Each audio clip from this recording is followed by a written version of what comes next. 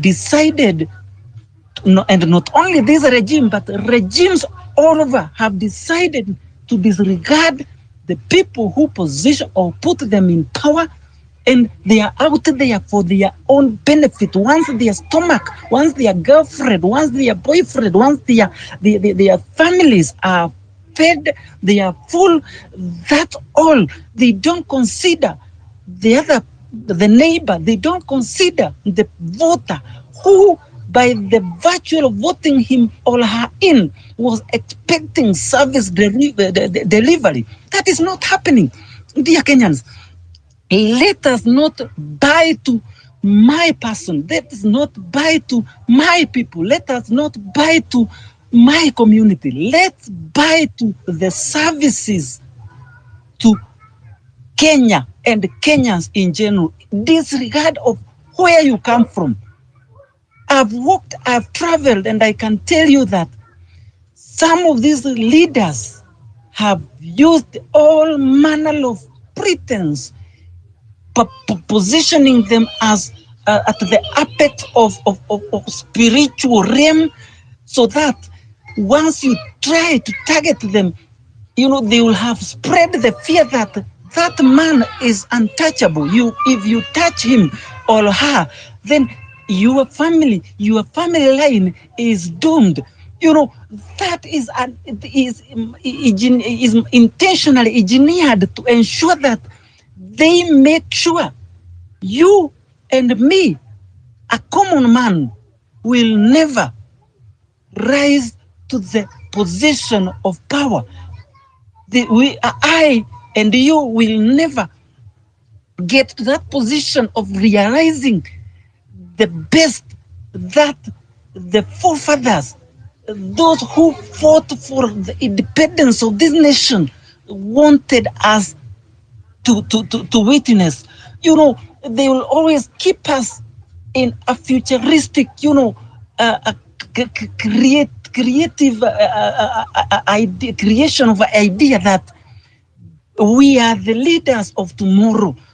We are in school and we are learning for us to solve the problems of tomorrow, to be a doctor, not today, but tomorrow, instead of taking us to school so that we can solve the problems of today, so that we can be the leaders of today. That is something that they don't want. They don't want us to be close to.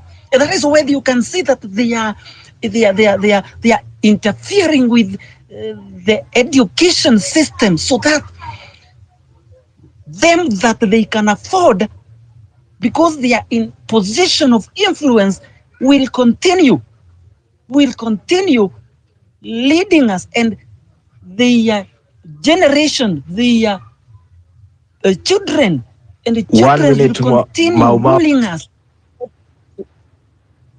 Thank you. They will continue ruling us over and over and over. So, Kenyans, it is the opportune time for us to realize that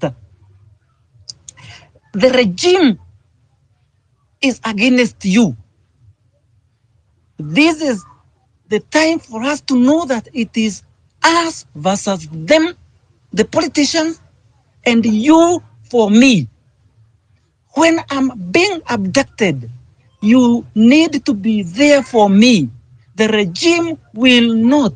We have pushed for the hashtag release Aoko, billions of hashtag, yet they are still holding her incommunicado. Thank you, Pipita.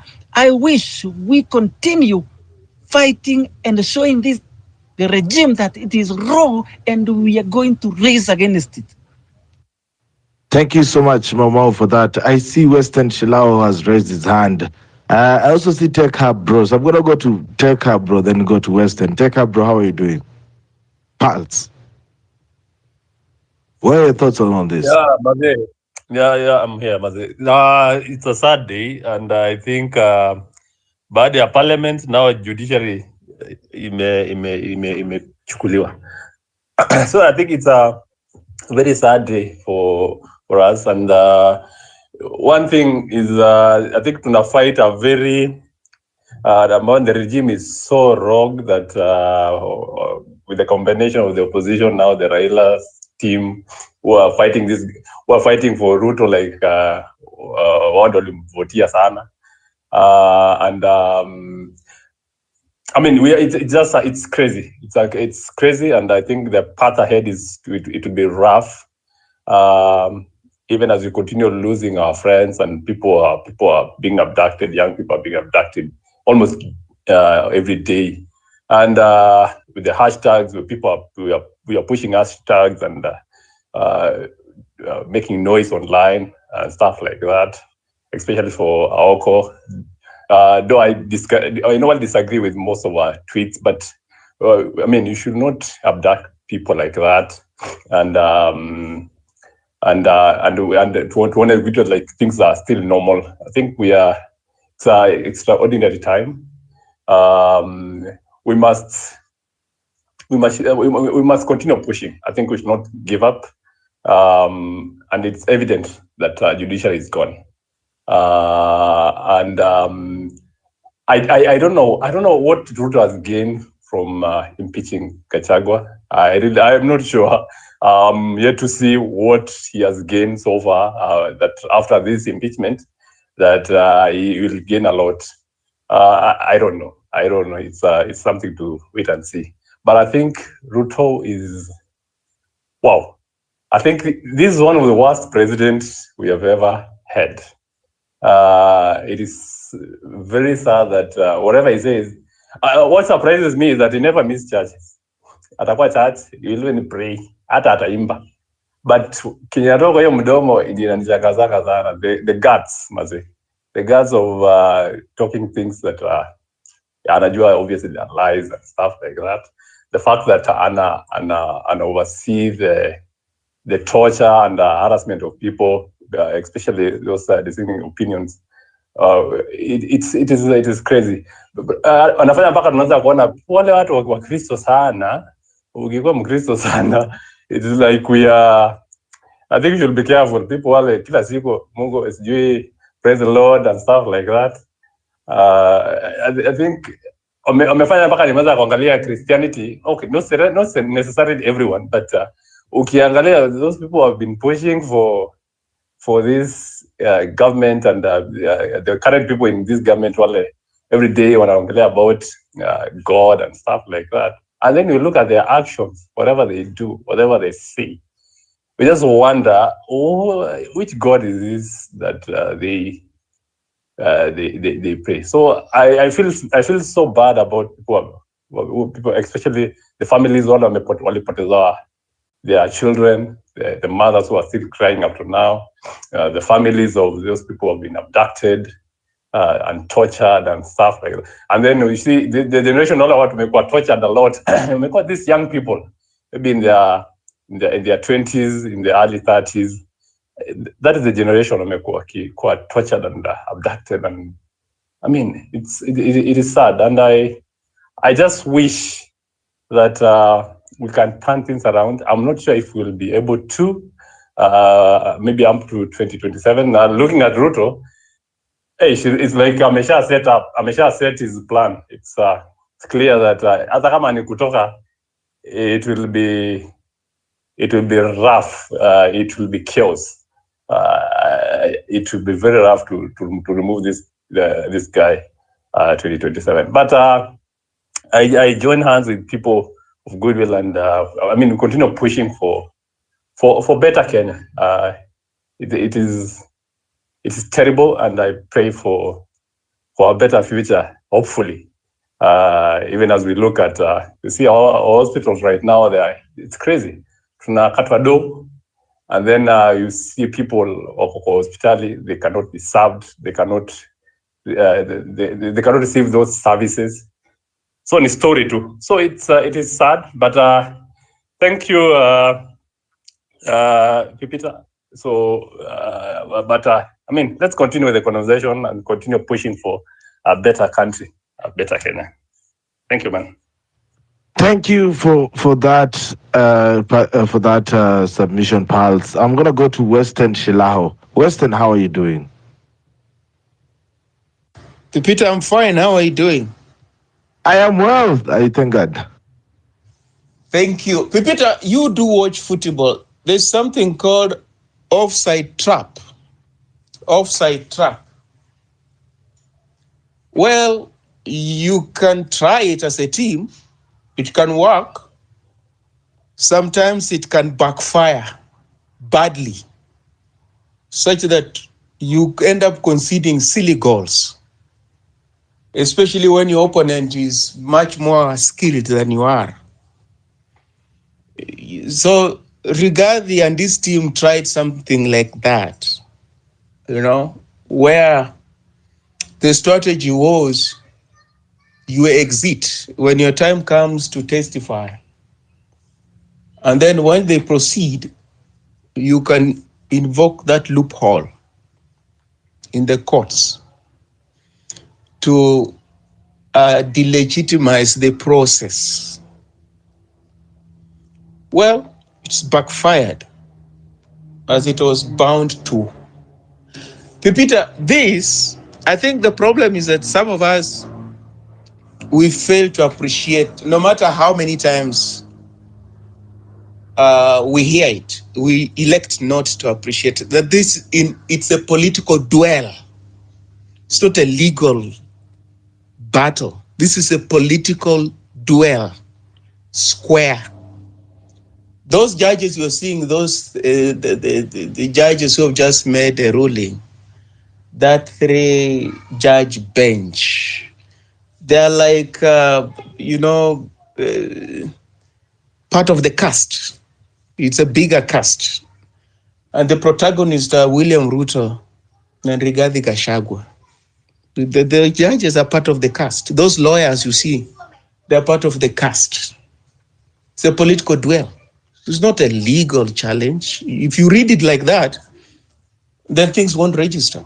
One is the deputy taking on a president.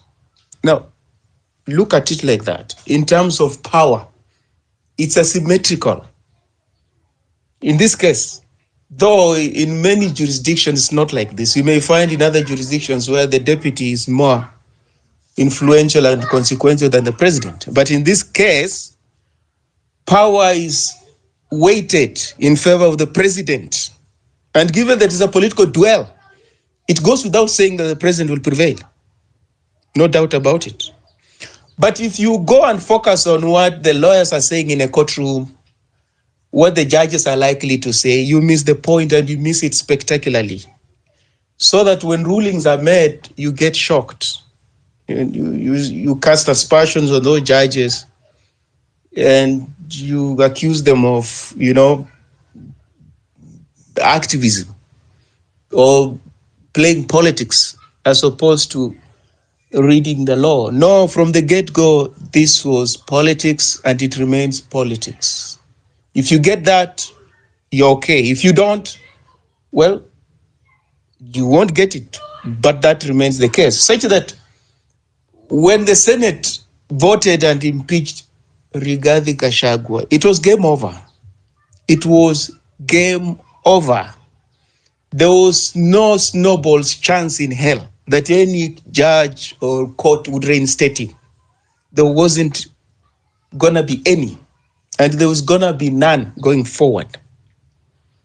Secondly, it's imperative that you appreciate your opponent. If you go into a fight, you have to appreciate your opponent. Otherwise, you'd go into a fight, you carrying a knife or a machete, and your opponent has got a high caliber weapon, a machine gun. You stand no chance. You stand no chance. Ruto is a very formidable political operator. I'm not so sure whether his opponents appreciate that. And by saying that, it doesn't mean you endorse what he's doing. These are facts which are stubborn. So if you don't appreciate the strength of your enemy, it doesn't make your enemy weak. It's just in your mind. You don't appreciate, but your enemy is strong. And if you minimize the strength of your enemy, well, you become fair game. He doesn't have to work hard. He is going to make mincemeat of you. So he believes he's a formidable political operator on the Kenyan political landscape. And ladies and gentlemen, it's been a great show tonight. The award. Moi family, the Odinga family, the Kibaki family, and those other oligarchs during last elections and prevailed. You know, he prevailed.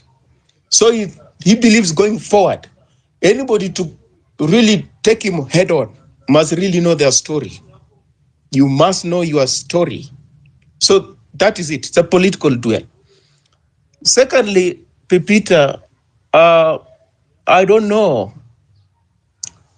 Because if it's about Mulima, then I would imagine, well, it doesn't really matter whether it's Rigathi or whoever it is, it shouldn't matter. Again, the kind of division you see in that region, as it were, adds to Ruto's political dexterity, that he's testing that notion that there is something called Mount Kenya in terms of political organization. That's what he's testing.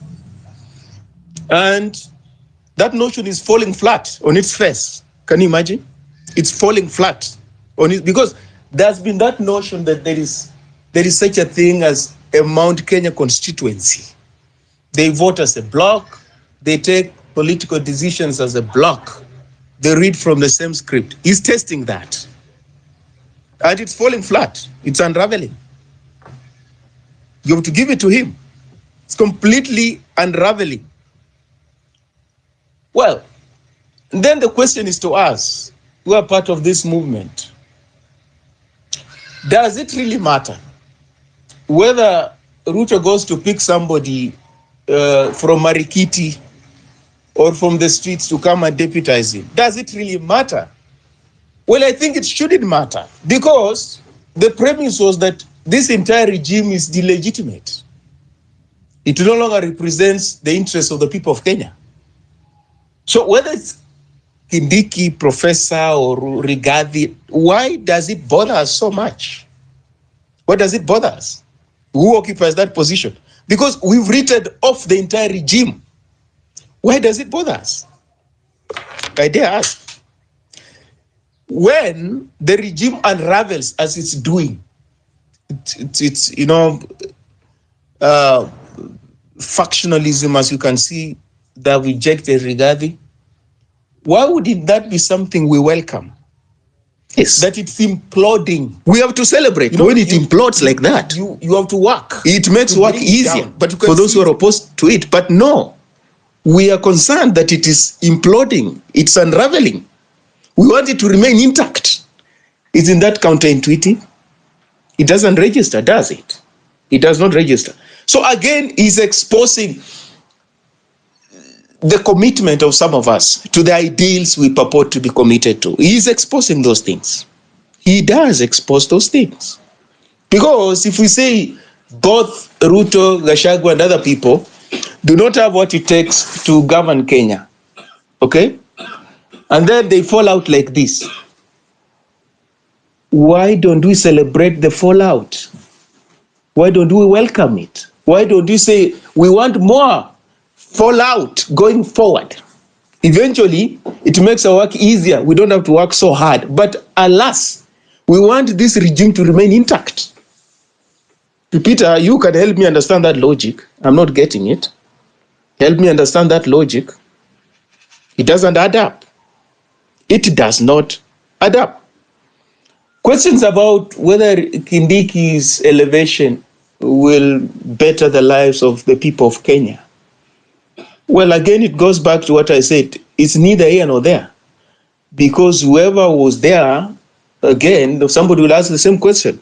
How did Gachagua's occupation of that position of deputy president help in advancing the well-being of the people of Kenya? It did not. He was part and parcel of some of those obnoxious decisions that were made, and he did not contest them. It was until he was embattled.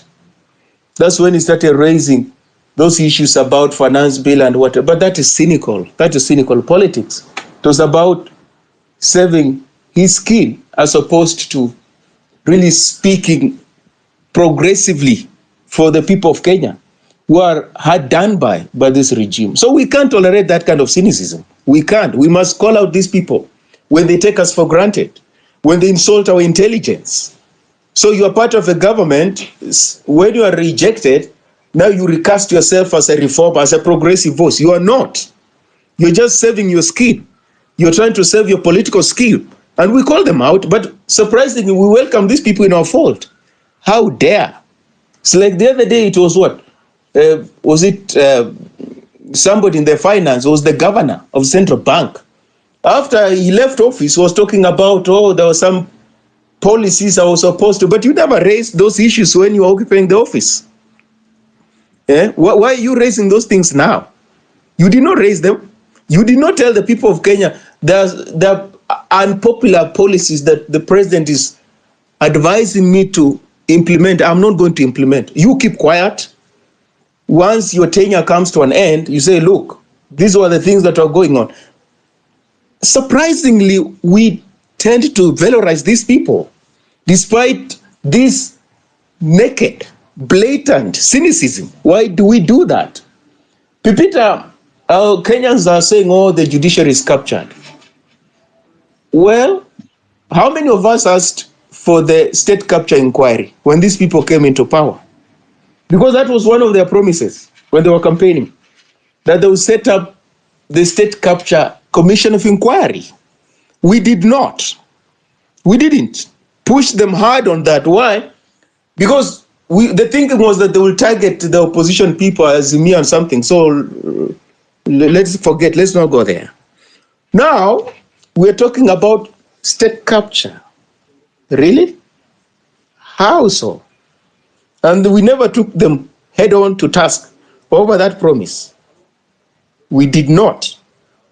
So how can we be shifting, goalposts like this and at the same time insist that we're invested in Kenya that works for all of us? How can you be so cynical like this? Pipita will take you to the interviews vis-a-vis the Chief Justice. I'll take you there. So that history is important. And when you watch these things and you record, you can link cause and effect. So you don't get shocked when judges rule.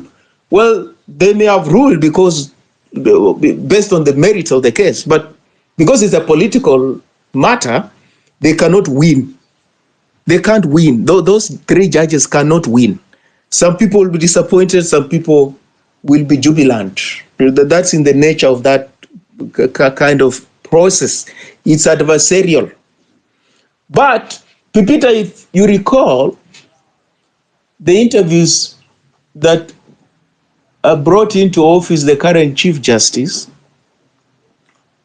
none of the sitting judges of the Supreme Court applied for that position, including the current Deputy Chief Justice. Wasn't that odd? Wasn't that odd? So you ask, what was it that those sitting judges knew that made them not to put in an application? What was it that made the Deputy Chief Justice not to put in an application? Because if your boss, the Chief Justice, is retiring, well, it's called you're given the right to refuse as a Deputy Chief Justice. What it means that you either refuse to succeed the person who's retiring, or for some reason you can't meet the criteria. But it can't be just you don't put in an application and you continue serving as the Deputy Chief Justice. Now, I will tell you, it is the politics at play. It was the politics at play. So those sitting judges knew that they didn't stand a chance, even if they put in an application. The current Deputy Chief Justice had been subjected to a campaign of vilification, if you remember, such that she saw no need to apply. Or there were things she did before she was appointed Deputy Chief Justice, and people asking, why didn't you raise these things when she was being interviewed for the Deputy Chief Justice position? Why bringing this? But it was meant to preempt her possible ascendancy to the Chief Justice position. So why do you have the position of Deputy Chief Justice in the Supreme Court if the person who occupied that position will not step in and succeed the Chief Justice? It is the same games we play with the presidency. We have got a president and then a deputy, then the deputy cannot succeed the president. Those are the games we play. And then we draw from history. Now, historically, a deputy has never succeeded a president. Those games should come to an end. So, that was politics at play. It was. Then you ignore that. Subsequently, when decisions are made, well, you sound shocked that these decisions are political. What do you mean? But it's the politics that informed the appointment of the Chief Justice. Some of the interviewees, if you followed, they came and appeared before the panel. And the panel would ask them, why haven't you filed tax returns for your spouse? And this interview just says, I forgot. And the process continues. Another say, no, but look, you're accused of, when you were teaching at the university, you plagiarized your students' work. Yeah, somebody has come to testify. The process continued. It continued. So it is solid. Even you can see the process is solid. But, Pipita, when you want to rig a process, what you do is that you shortlist majority of the people, the least unqualified. That's what you do. So that when you pick the person you favor, well, people looking at the caliber of those who are shortlisted, they'll say, no, it didn't really matter. Anybody could have been picked. But if you shortlist competent, impeccable people, well, your candidate will be exposed. Will be exposed. People will ask, why did you give that job to that person? So you filter out those who have got impeccable qualifications. So it surprises me that we tend to think that the law is unadulterated with politics. I don't understand where that notion comes from. But at the same time, it doesn't mean all judges rule on the basis of politics. That's also one thing we must also bear in mind. In as much as politics plays a role, not only in Kenya, in very many jurisdictions, it's wrong to accuse these three judges that they rule on the basis of politics. It's wrong. It's wrong for me. When it goes against me, the courts are captured. But when it goes my way, the courts are working as per the law and the constitution. It cannot be. I can't eat my cake and have it. It can't be. It can go my way, it cannot go my way. But this, for those who think that it's a legal process, they get it and have gotten it wrong from the get-go. This is a political duel, the political fight. And there must be a winner. And the winner is usually the person who exercises more power than the other. He had more numbers, William Ruto, in both houses. Rigathi didn't have numbers. So his lack of political acumen is exposed by the fact that you are taking on your boss, but you don't have numbers. You don't have numbers, but you count on the courts. But the courts are not going to save you because it's a political issue. But if you see you have no numbers in the National Assembly, you have no numbers in the Senate, well, you recoil. Once you realize Raila Odinga has joined the government, you recoil. You recoil because you are exposed. In the event that your boss comes after you, you don't stand a chance. But he continued with his politics as usual. Pipita, those who want to get into politics must read these lessons. If they don't, I'm afraid they're going to repeat these things, and it's not going to be nice. It will be nasty for them. You don't take on fights that you clearly have lost before even they begin. You don't. The other thing, Pipita, I want to say is that William Ruto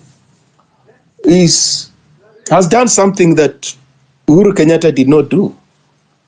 The sense that he could have chosen to impeach Rigathi after securing a second term. Yeah, it's convenient. How convenient would that have been?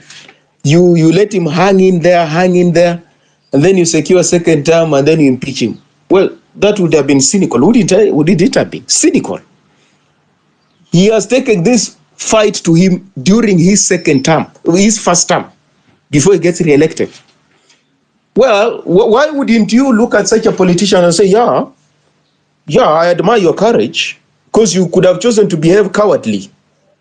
You don't like this person, but you want to use this person to secure a second term. And then you mobilize parliamentarians in the bicameral chamber and you get rid of him. No, we can't do that. That is politics of deceit. Here, he's not so sure of his second term, but he's done away with this deputy. Yeah, let's see how it pans out going forward. That is it. He's prepared for the fight going forward. He thinks he has what it takes to prevail. Let's see how things go. But we cannot tolerate politicians who act cowardly. Cowardly. Uhuru Kenyatta warned us against William Ruto. Warned us after how long? He should have warned us in 2013 that, look, I don't want William Ruto to be my running mate because he has got wealth that he cannot account for. He can't be my running mate. Well, he could not have afforded that because without William Ruto in 2013, Raila Odinga would have been elected president. Well, what about 2017? You get rid of him. This deputy president of mine is accumulating so much money and stuff like that. That is inconsistent with my government and what we stand for. No, he didn't do that. He let him hang in there until he secured his second term, whereby Ruto stood by him during those two elections, controversial elections. And then the campaign of vilification started. No, Pipita, we cannot tolerate that kind of politics. It's what polarizes our society. That kind of politics, that you can use people, and then once you cross the river to the other side, or once you use the ladder, you knock it. We can't allow that. So for me, I think as a political operator, well, the way he's doing it, fine. Take your decisions before you cross the river, and let's see how you're going to cross the river. Take the decisions before you get up. Let's see how you're going to get up. I think, well, if you're to ask me, I think that kind of politics is anchored in courage and valor and some conviction, no matter how perverse that conviction is. The weird thing in life is not to believe in anything. Like you're just adrift. You wait and see what people are doing. But if you believe in something, it could be a wrong thing, but at least you believe in something. Tomorrow you may change your mind and believe in something which is right. But not to believe in something, it's base. That kind of lifestyle we cannot tolerate, and especially in politics. So those are my takeaways from this whole drama, that there are lessons to learn, even from your enemy, even from the person you detest. There are lessons to learn. And these lessons, I'm afraid, we're missing them because of emotion and animus and stuff like that, which is not going to help us. We would only give him a lot of mileage going forward. We'll play catch up. He continues setting the political agenda, setting the initiative. So we cannot afford to dissolve into hopelessness and emotion and animus. That will take us nowhere. Peter, thanks. Those are my submissions. Thank you for that submission, Bwana Western Shilaho. And I want to read the comments right now. Welcome to Homeland People, ladies and gentlemen. 5, 4,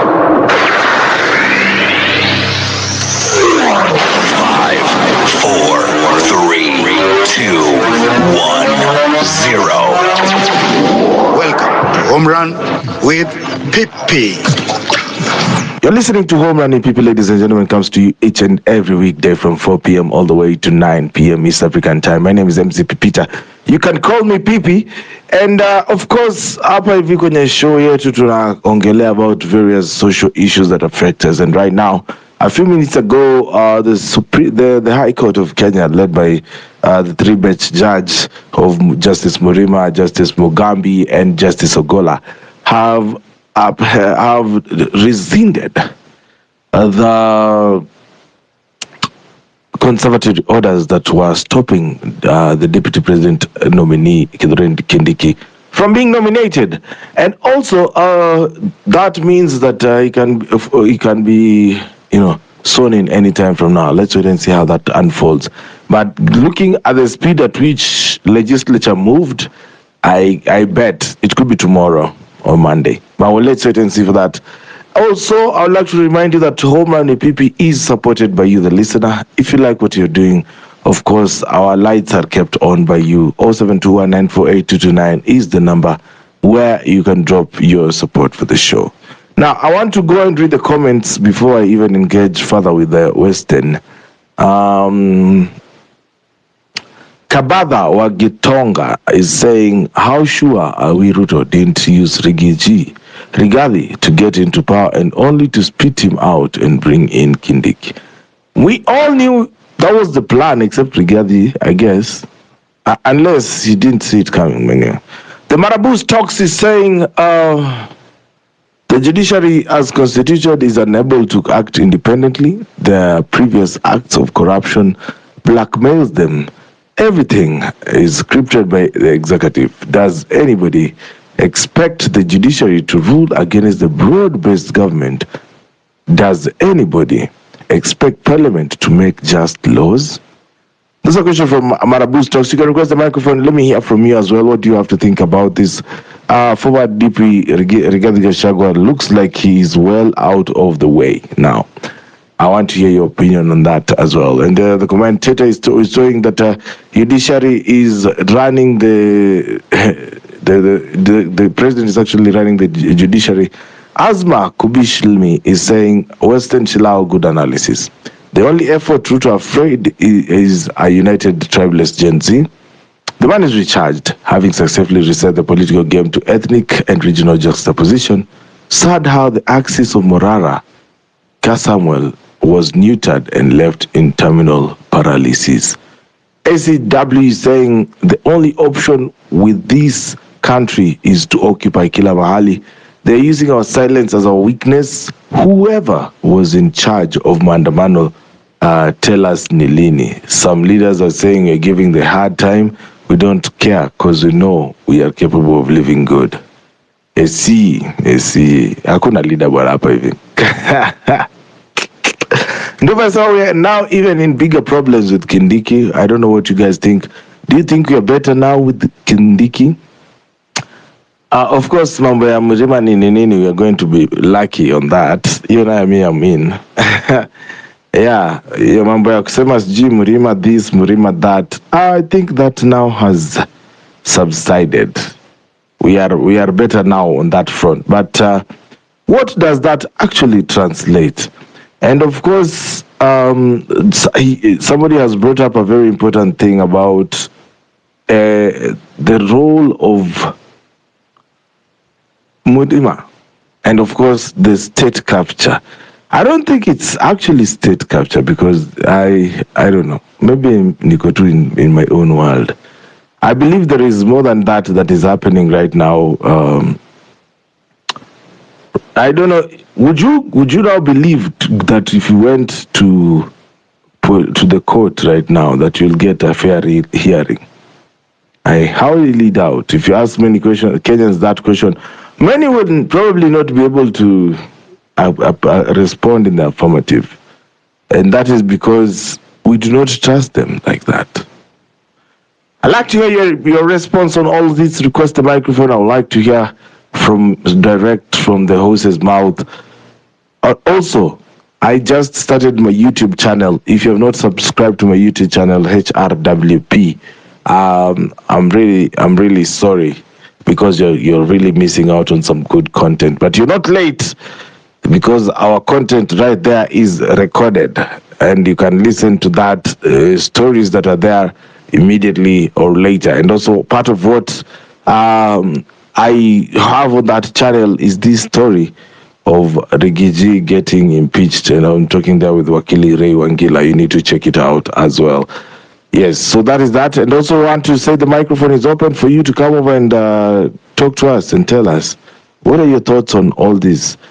Is Rigiji defeated? Western Shilao believes that now that Rigiji thought that the medical card will play, and it didn't play, he might have been defeated. What do you think about all that. I'm listening and I'm waiting to hear from you as well. Let me see what is happening also in the comment section, Napa. Oh, jamani hizi zao. So I have a twin, by the way, mwenye ana masikio pia, so you guys. I will request the microphone, guys. Social conversations, engaging topics on your phone anywhere. This is Home Run with PP.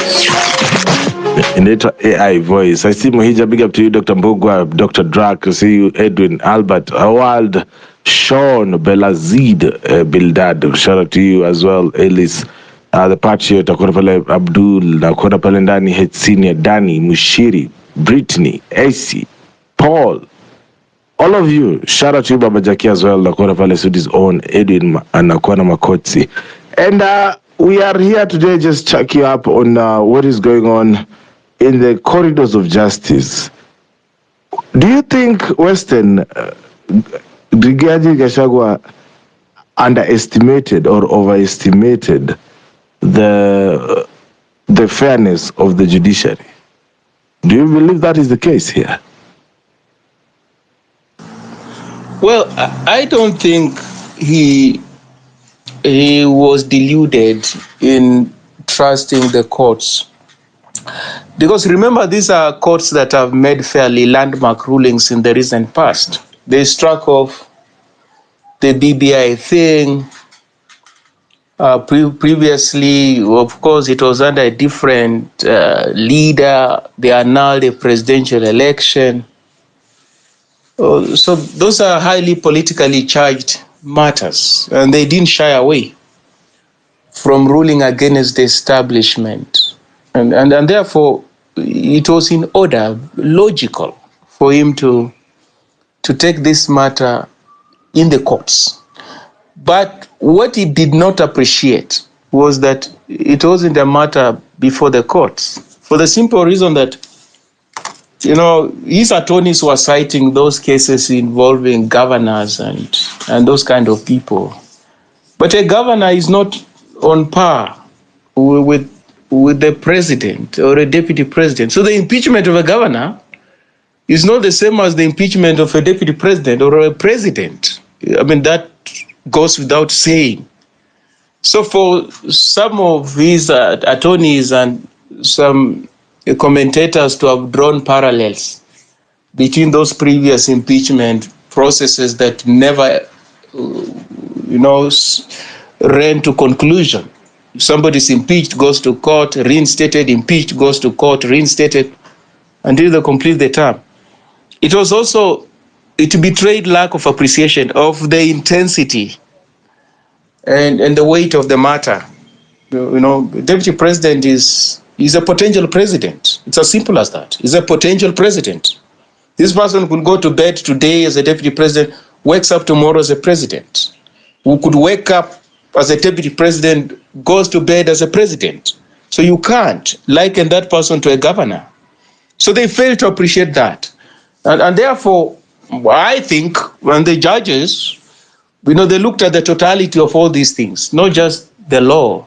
As I keep on saying, some of the most progressive and competent jurists, they don't just look at the law and what the Constitution says.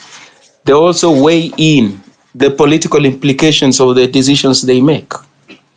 So if they look at you, Pipita, you don't have much political clout, and you're ranged against somebody who is massively, massively popular, don't be deluded that that is not going to weigh on their ruling and judgment. It will. It is going to weigh on their ruling and judgment. So he did not underestimate the impartiality. These courts, especially the High Court and the Court of Appeal, in the recent past, public interest litigation, class action litigation, the kind of things the likes of Okiya Mtata are engaged in, they have ruled quite progressively in favor of the people of Kenya. So there's that history. Well, we can't say they are captured, because there's evidence that they have stood up against state excesses and against, the propensity to violate the interests of the people of Kenya. But in his case, Pipita, if he had asked me and solicited advice, I would have told him, no, that route is a cul-de-sac. You're not going to make any headway there. You won't. It's like, Pipita, it's like when the IEBC chair declares somebody as duly elected as president of the Republic of Kenya. It's over. It is over. Even if you go to the courts, you may, the way it happened with the Uhuru Kenyatta and William Ruto in 2017, but that is how many? It was the only one in Africa that has ever, gone in the side of the opposition. And then soon after, I think it was the one in Malawi. But how many elections, presidential elections, have taken place in Africa since the early 90s, when Africa returned to multi-party politics, which have been annulled? So we only have got 2 in a period that is spanning over 30 years. So chances that once the IEBC or the electoral chair declares somebody a winner, that you're going to go to the courts and that victory is going to be overturned, they're usually very slim. Even in Kenya, we were shocked that the Supreme Court could overturn that. It caught many people by surprise, including myself. So it is the same thing. Once you are impeached in the case of Rigathi, and then you go to the courts, it's like motions. You are processing this impactful event politically that has happened in your life. So and the judges will help you in the process. We are going to have a ruling next week. And the days are going on, and you and your supporters, at least you keep some hope alive. Well, in actual sense, no, there is no hope there. It's game over, kaput, finished. And then when they deliver the sucker punch, well, you realize, no, it wasn't. So the courts really here, they could have chosen to sit it out. But because it was brought before them, they had to sit and adjudicate the matter and make a ruling. The other thing, Pipita, which I find anomalous is that this matter should have gone directly to the Supreme Court, just like a presidential petition.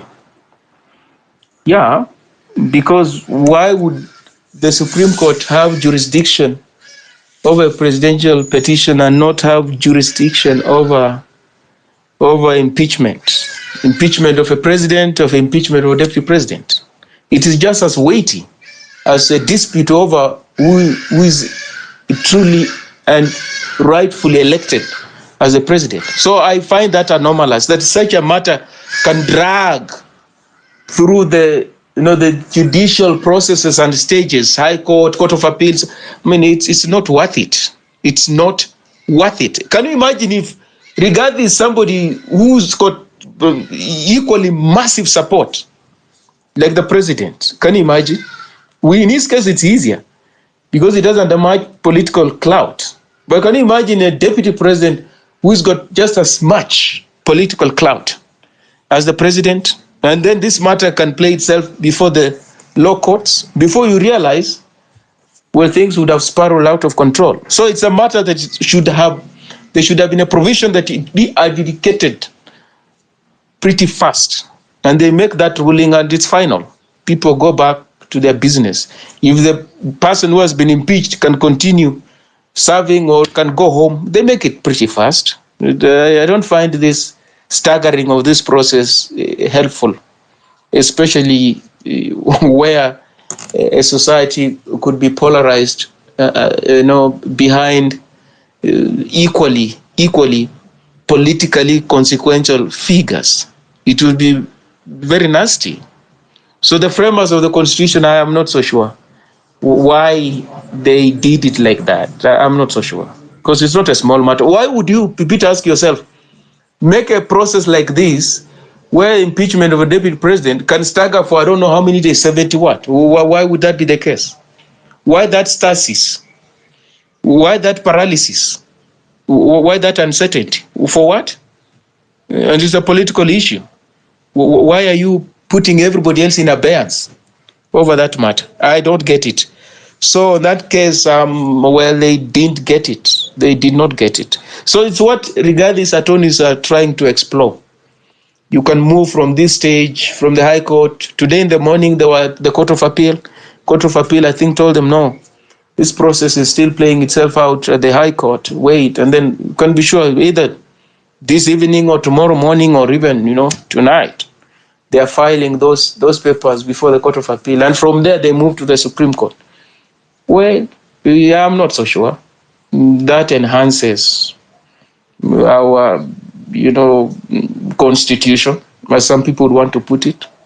Political issues must be resolved politically. And that's why when elections are disputed the way they happen in Kenya, if the person who has lost elections doesn't go to the courts, that doesn't mean that matter is finalized, because there will still be a problem. There's a constituency that will not accept the outcome, and you cannot wish them away. So there's supposed to be a political settlement, and the courts cannot settle that. But when they go to the courts and the courts settle, you can even see it doesn't end there. The stalemate continues until these people behind the scenes, they reach out to one another. William Ruto reaches out to Raila Odinga, or Uhuru Kenyatta and Raila Odinga reach out to each other.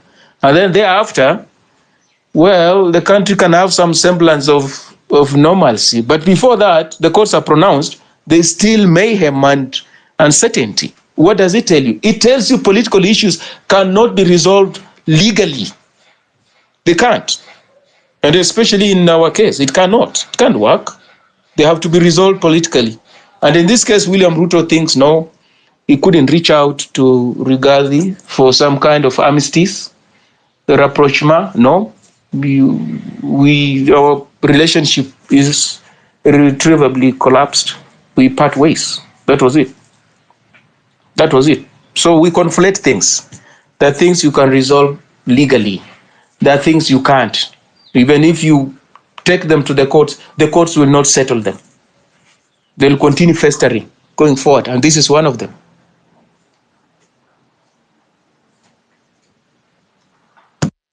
Okay, thank you so much. Ian Saj, what do you have to say on this, Iano? Unaendeleaje? Vipita anaendelea tu vizuri.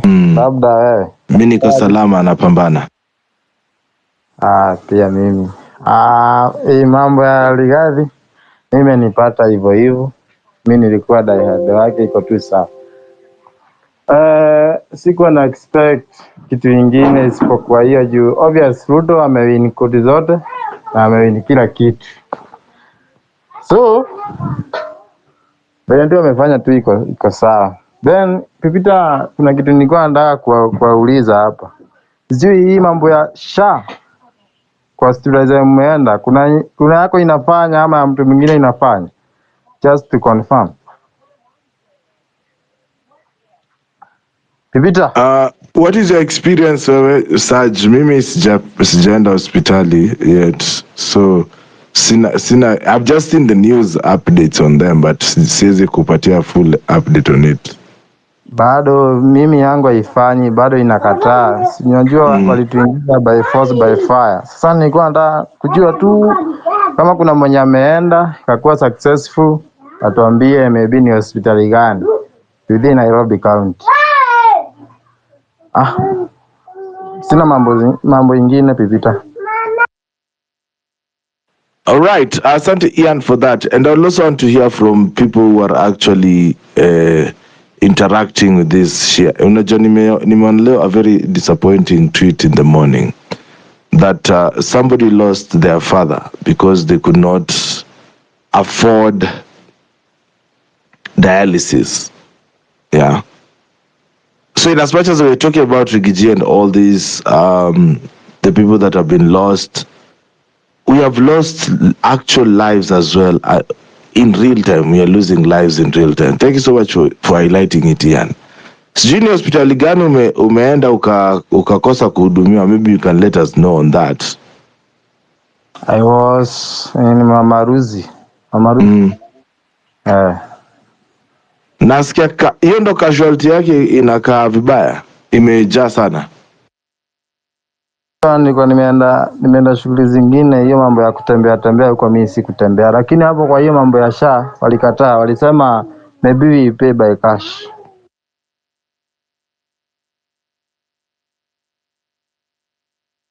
So I don't know how many other people are experiencing the same across the country. I'd like to hear. I know we have listeners from all over Kenya, so kama unatusikia uko in different parts of the country, let us know what is your experience with SHIF. Is it working?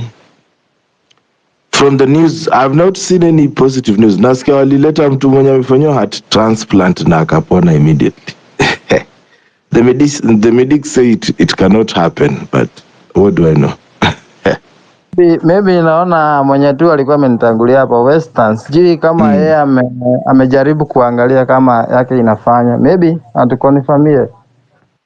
Western, are you on SHIF by the way? Peter, I'm not yet even. I haven't even registered, imagine. Were you on previously on NHIF? I have some magic for you. Oh, you've got some magic for me?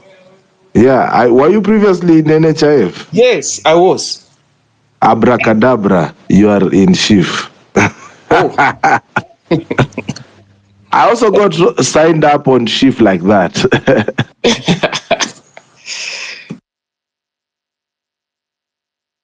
So, no nasikia bado hajafika, but that is quite unfortunate kama watu wanaambiwa lipe cash. Nana wale watu wanapata mshahara, the salaried guys, tell us, mmekatwa pesa ya SHIF ama bado? My friend was very angry, I think 2 days ago when I was visiting. He was like, wametuandikia email bila kuregister SHIF, hakuna kupewa mshahara this month. Here, it's that bad. Guys, hamtalipa mshahara bila kuregister kitu, ama it's just them. I don't know. Wacha mambo ya kulipa mshahara. Hata saa hii walai ukienda kuapply kazi mahali, NHIF wameweka kando SHIF. Ya saa hii wanaitisha. I experienced that the other day.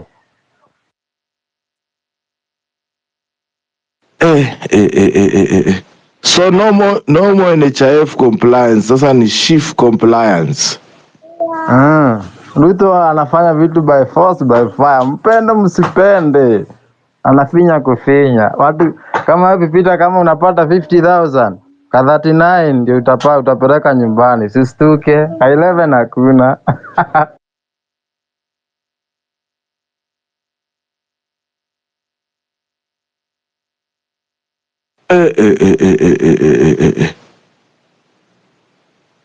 Very interesting. Everybody request the microphone and talk to me about that SHIF thing. What are your thoughts on that? Because it's quite sad to think about it. Walai, watu waongee bwana. Wanatuambie SHA inafanya kazi wapi? Tuende huko. Huku ni noma sana bwana. Na watu wanahate on my twin sister. Na wapostia twin wangu ndo mnifanyie hivyo. Miki anasema this is quite sad. Anasema my bro-in-law hufanya dialysis twice weekly cash. SHIF doesn't pay for it hadi leo. That's 1 full month. Watu wamekuwa wakisurvive on kulipa cash money for you know, I think it was DJ Krober who was saying that his wife gets dialysis for I think 9,000 per session. Can you imagine? And they have to have 2 sessions. Take care of your kidneys, guys. It's not good. It's not good at all.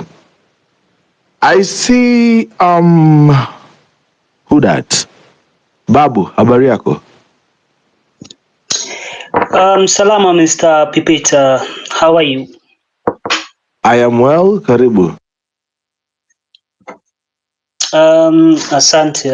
Nimeona ni jump into conversation ya hii mambo ya Rigathi na hii serikali. Na venye tunapelekwa na hii serikali ya huyu jamaa.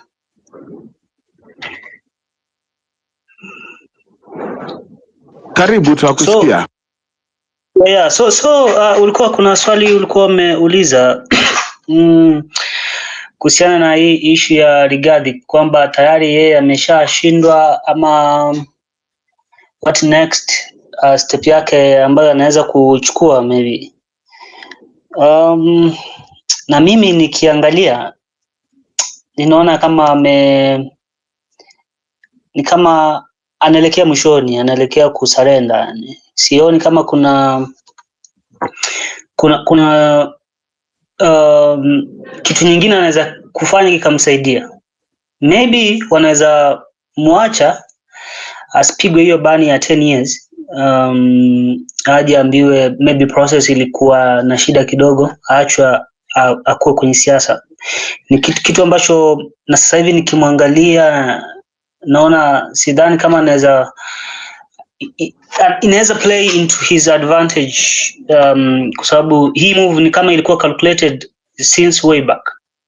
Tukikumbuka jamaa alivyoingia tu tayari kuna wale judges ambao Uhuru alikuwa na issue nao, aliclear hiyo issue. Kidogo mwanzoni pia court ilikuwa inaweza kufanya vitu ambavyo wananchi tunaona ni kama court iko neutral. Lakini kidogo ikawa ni kama iko compromise kidogo. Sasa hivi unaona kama isha ilipita, hii housing levy iliachiliwa ikapita, nini nyingine hii juzi hapa sijui pia walipitisha nini. So mpaka jana si leo pia kumekuwa na issue ya bank M-Pesa na KRA wanakuwa wanaweza kuingia na kuangalia unaingiza nini, unapata nini ili tu wakukate. I mean nikiangalia mimi nashindwa. So ni kitu alikitengeneza, yani hii move ilikuwa calculated way back. Alijua nitaenda hapa, nitapita hapa, nitatumia huyu na huyu, akijaribu ku counter pata hapa mimi nitafanya hivi na hivi. So sioni kama anaweza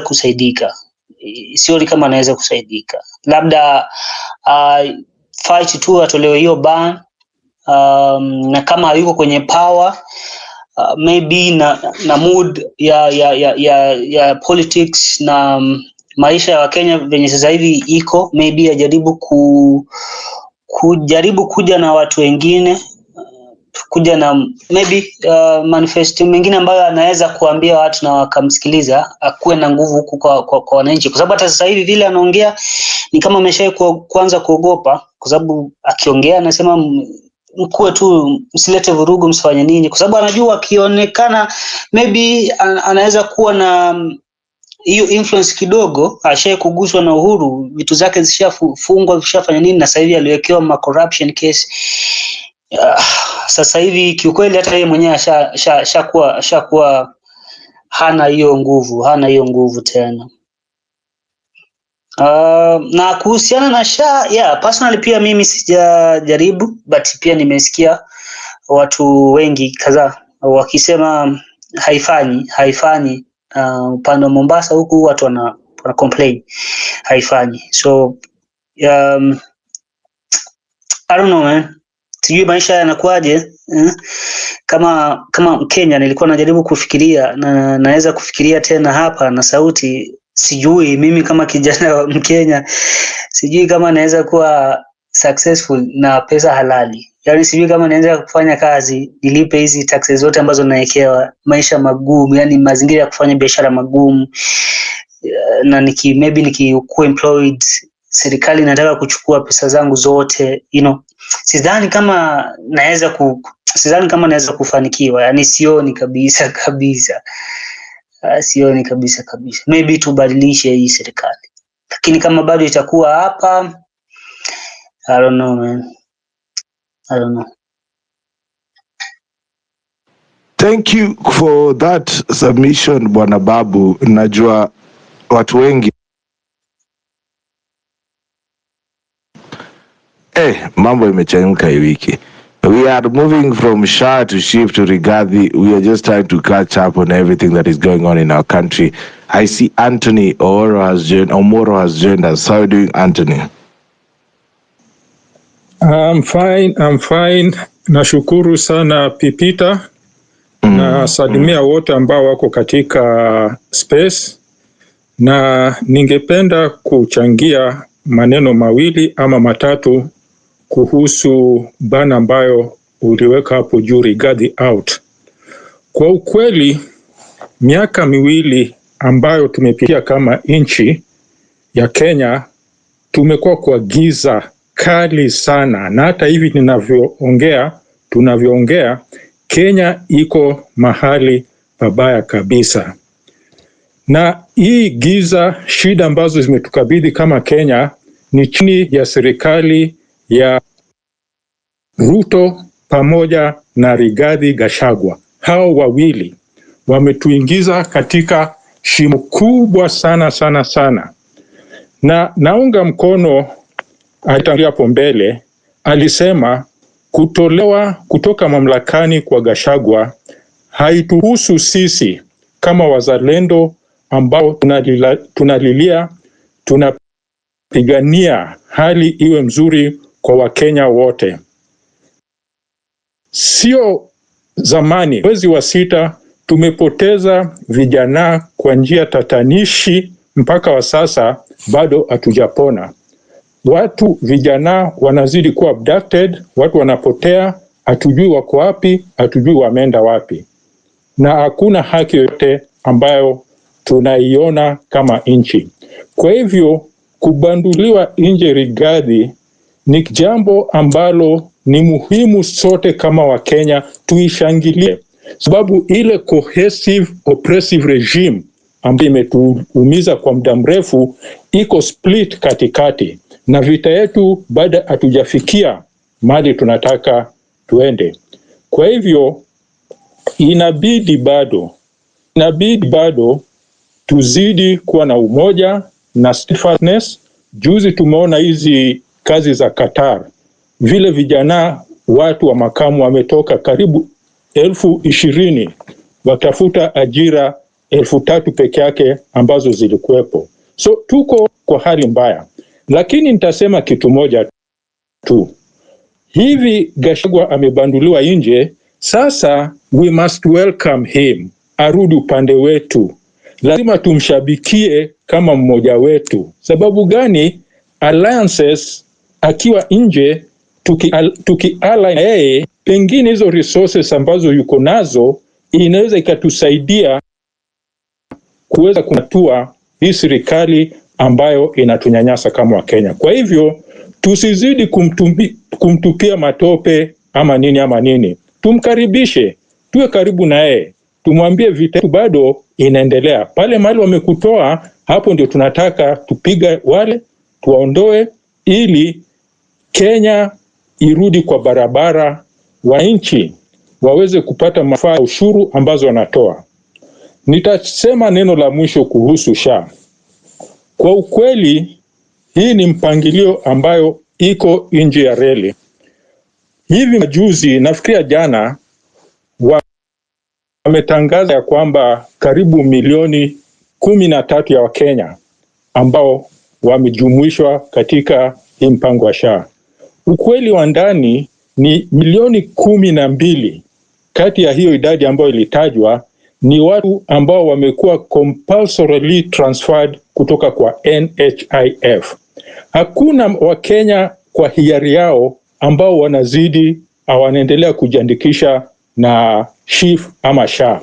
Systems za SHIF and SHA, vile kuna moja lituliko mbele, hazifanyi kazi kabisa.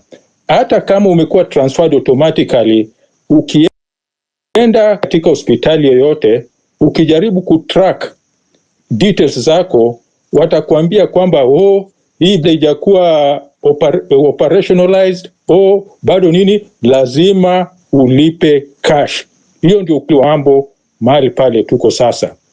Na kupitia idadi hiyo ambayo nilitaja hapo mbeleni ya kwamba kuna milioni 13 ambao wameandikishwa, inamaanisha ya kwamba 75% wa citizens Kenya hii hawako katika mtandao wa SHIF ama SHA, na hiyo ni kitu ambayo ni ya kugadhabisha sana. Kama wananchi, constitution yetu, katiba yetu inatutakia haki ya kuweza access medical services katika hospitali yoyote ya public. Ukienda kwa private hospital peke yake ndio watakana ulipe. Sisi tunajua ya kwamba ukienda kwa idara yote ya afya ya serikali, ni level 1 ama level 2 ya dispensary, ambayo serikali inajivunia kwamba ukienda pale bora umeandikishwa kama member wa SHIF and SHA utapata services. Hakuna services zozote ambazo ziko kwa hizi madispensary za serikali. Hata Panadol kupata ni ngumu. Sasa tuko wapi kama wa Kenya? Tuko gizani, tuko jangwani. Kwa hivyo bado tuzidi kujikakamua, tujue adui yetu ni serikali ambayo imebakia pale, iwe ni broad base, iwe ni bread base ama nini. Lazima tuendelee kutafuta njia mwafaka ambao tutaweza kama wananchi wa Kenya kuweza kupata haki zetu kama watu ambao tunalipa ushuru kila kuchao. Ni hayo ndio nilikuwa nikitaka niseme kwa jioni ya leo. Peter, nimeshukuru sana kunipatia nafasi hiyo, na asanteni nyote. Nitarudi kama msikilizaji nizidi kuparticipate. Asante sana. All right, asante sana bwana Anthony. Asante sana bwana Anthony kwa hiyo submission yako. Naambia kwamba mabibi na mabwana, you're listening to Homeland PP. Thank you so much kwa wale na subscribe. We're about 10 subscribers off to the top, or to 400 subscribers kwa YouTube channel HRWP. Just go to YouTube, search HRWP and search. There's a new show there, Just a Minute to Akili, that I've dropped. It's amazing for me and my people who are looking to understand the law. You need to go there and check it out. Also, it's end of the month, ladies and gentlemen, na huko ni ile wakati pia mambo ya utilities inasumbua hapa hivi kwenye studio. You can always support us by going into that tip jar 0721948229 and also help us keep the lights running here on our side of the show. I wanted to bring in Barongo, but looks like Barongo has decided to be a Murongo. Barongo Muongo. Pipita. Yes. Umefanya Anthony aende. Nilikuwa nataka anijibu swali lingine hapa. Ako tu kwa listener unauliza. Okay, amesema yeye amefurahia Rigathi Gachagua kuenda. Ndio. Swali ni venye Gachagua ameenda, SHA itafanya kazi. Swali lingine, venye Gachagua ameenda, then si bring in Kindiki. Kindiki ndio sasa atakuja arainisha mambo, ama yeye kulingana na yeye ana celebrate juu Gachagua akiwa ameenda. Hivyo tu.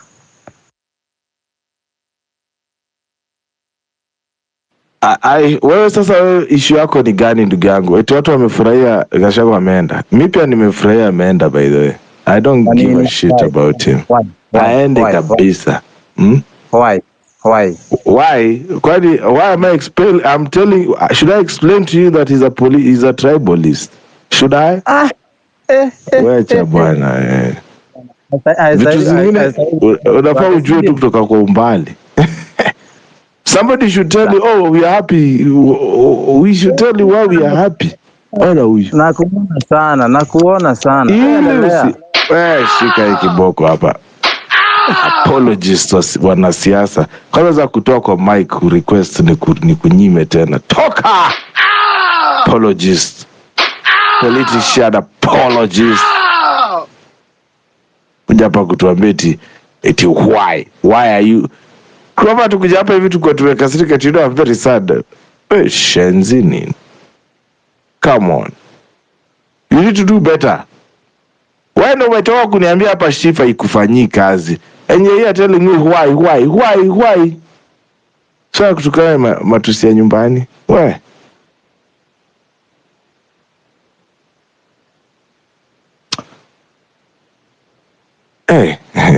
Mimi mambo ya ujinga sijui mountain. I'm not subscribing to that tribalism stuff, guys. I'm sorry. I'm not. Weka utakuwa sijui mimi ni mtu wa mlima ni sawa. Weka tu mtu wa mlima huko. And I'm not even going to give you a chance to speak on my show. I'm not going to push that tribal bigotry on my space. Yeah. Can you imagine somebody doing dialysis twice a week? Yeah, mimi nave naogopa sindano alafu nipeleke hospitali twice a week. Alafu tena unaniambia, and you know, many people become poor from going to hospital. Saja anasema, hey, brother, usikuje kusema peti why nini? Just put out your point without asking people questions. Just because you are tolerating you doesn't mean you're making a point, bro. Relax. Anthony, you're back on the mic before I go to guitar. Hello, asante sana Pipita. Ningependa kuongezea ambayo umesema kuhusu hizo maswali nimeuliziwa hapo hivyo mbele. The first thing is Rigathi and Ruto are the leaders of a dysfunctional system. Corrupt, iko na wizi, hakuna system yote ambayo inafanya kazi. One half of it ikitoka nje, kazi ambayo imebakia ni 50% less. Hiyo ndio kitu ambayo ningetaka afahamu. Lazima tushangilie kutoka kwake. Lakini kuna kitu pia nilisema, tumukaribishe upande hii, tupige ile nusu imebakia, tuitoa nje kabla 2027. Lakini kwa sasa sababu tunafurahia kutoka kwake, yeye ni one half of an oppressive regime whose head now, half of it has been chopped off. And honestly, that is something to celebrate. We have less evil remaining, but lazima tujikakamue zaidi. Hiyo tu ndio sababu nimechukua mic tena nimjibu hiyo swali ambayo alikuwa akitaka nimjibu mimi mwenyewe. Asante sana kwa kunipatia nafasi tena Pipita. Asante kwa vile yako hapa. Wacha tena ni shenzi sana yan. But why? Bwana Pipita waacha. Mimi nitakuuliza swali. Mimi nimeuliza Anthony na amenijibu. Ni sawa. Ilibidi hata mimi na kujibu. Sasa unajua umeuliza kwa platform yangu mpaka nijibu. Ugitonga, how are you doing? Fine. I hope you talk to me. I can hear you loud and clear. Sasa mimi nimefurahi sana. Rigathi ameenda one hand. Mute your mic coming. Come on. Talk to us, Gitonga. Yes, so it is one haina down. I think tumebakisha ma MP wale wa kuchaguliwa ni 290 na women rep 47. Those are 337 and one president and out tunaangusha pole. Now I am hoping momentum, you see, the beauty with this impeachment, wamemu impeach for really nothing, yani visingizio. So they have really lowered the bar on what you can impeach someone on. So technically you can impeach someone if you don't like them. All you need to do is ulete charges kama 10, even if one sticks, he's out. So sasa I am looking forward to the reconstitution of the IEBC. We have an unfinished business with a lot of these MPs. Najua tu wa Kenya wamekaa wametulia, but as soon as we get our chance to recall, we shall recall them. Now, kutoa Rigathi, hakuna, it is good for us because Ruto has not gained anything as a politician, he hasn't gained anything. Si ati Kindiki akikuwa deputy president atamuongezea kura. So he has weakened himself, and that is good for us. We need a weaker president as we can get. The only strength Ruto has is the strength of the bullet and the strength of the baton and the strength of water cannon. It just violence is his nini right now. He will say the rule of law and all of that, but the rule of law is not with him. The spirit of the constitution is not with him. So sasa Rigathi ameenda, I'm glad. Nataka kwanza sijui kama arudi hospitali kwanza. We need these people gone. We get them venye tutawatoa tu, but hii imetusaidia sana, ameenda. Sasa wacha tuone what holds the next 2-3 days, but it is a welcome development. All of this is happening in the context of abductions, harassment, and a lot of suppression. So let us not forget that kazi ni mingi. Hakuna mkora umesikia ameshikwa na NYS. We have yet to recover a lot of wasted funds. So there's still much to do, but we can't do it with this thief and this killer in office. Na sasa uzuri ameleta Kindiki. He's a real dark lord. He's a stubborn sycophant. Wacha waingie kwa debe moja. God will open something or will create circumstances where our interest will be advanced. Thank you, Peter, and kushukuru kwa platform. Thank you so much, Gitonga, for that.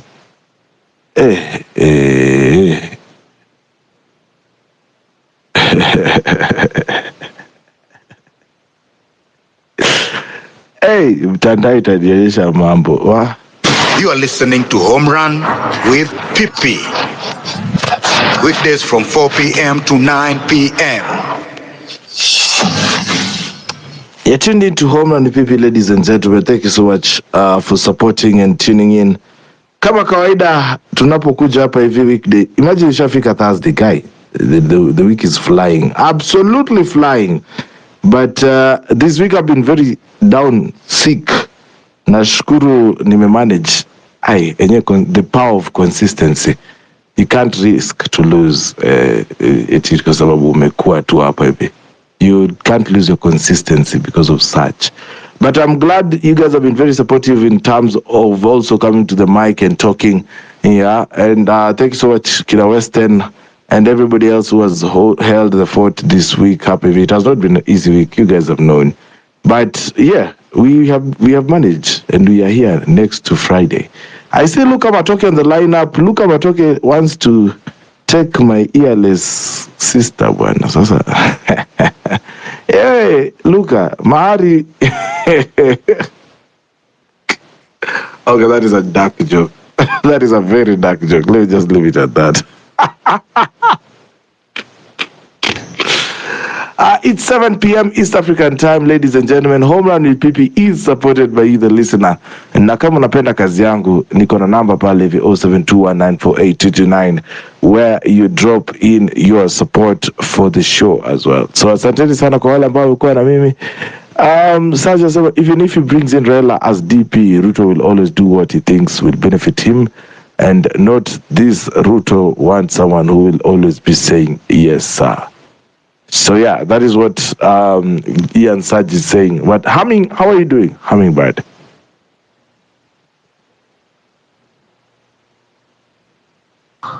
Yeah. I'm doing fine. Unanisikia? Yeah, nakusikia. Talk to us. Mimi sina maneno mengi ya kusema. Mimi ni mtu Gen Z hapa, young boy. Probably siwezi ongea confidently kama venye nyinyi mnaongea. So itabidi tu mmesikia kile nataka kusema so watu naona kama mmefurahi juu Gachagua ameondolewa, and you think that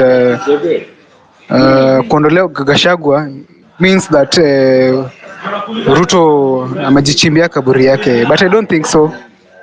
This guy venye amejipanga ni kama hamja notice. This guy ameamua war with the Kenyan people. Hata kama Gachagua atatoka, you cannot use the same principles to impeach Ruto, because this guy he owns the arms of the government. So at any moment yenye mnataka kumtoa na the same rules zenye mlitoa Gachagua nazo, it's not gonna work. He's just gonna change the rules, and as you can see right now when kunaenda, we can't do nothing about it, and you won't do nothing about it then. So msifurahie sana.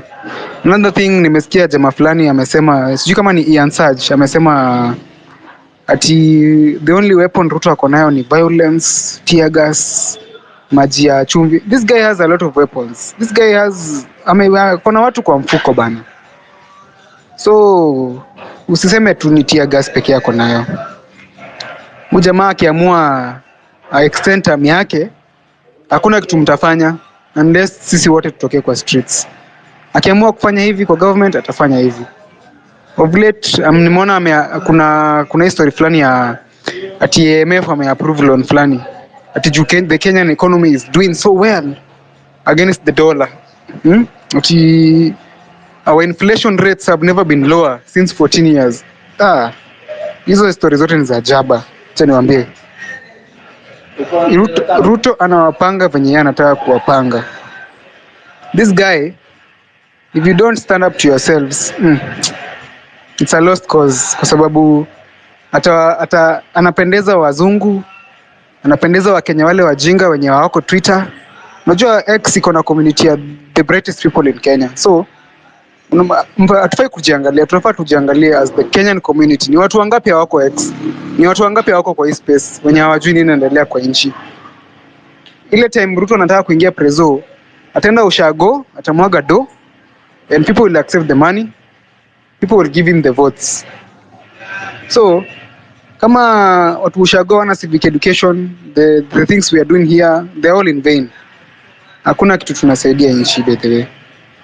Yeah, that was my point. Thank you for the mic. All right. Thank you, Hummingbird, for that challenge as well. Umesema kwamba mpaka tuende tufanye civic education huko hivi nyumba. You know, the question of civic education with me is always challenged by one thing.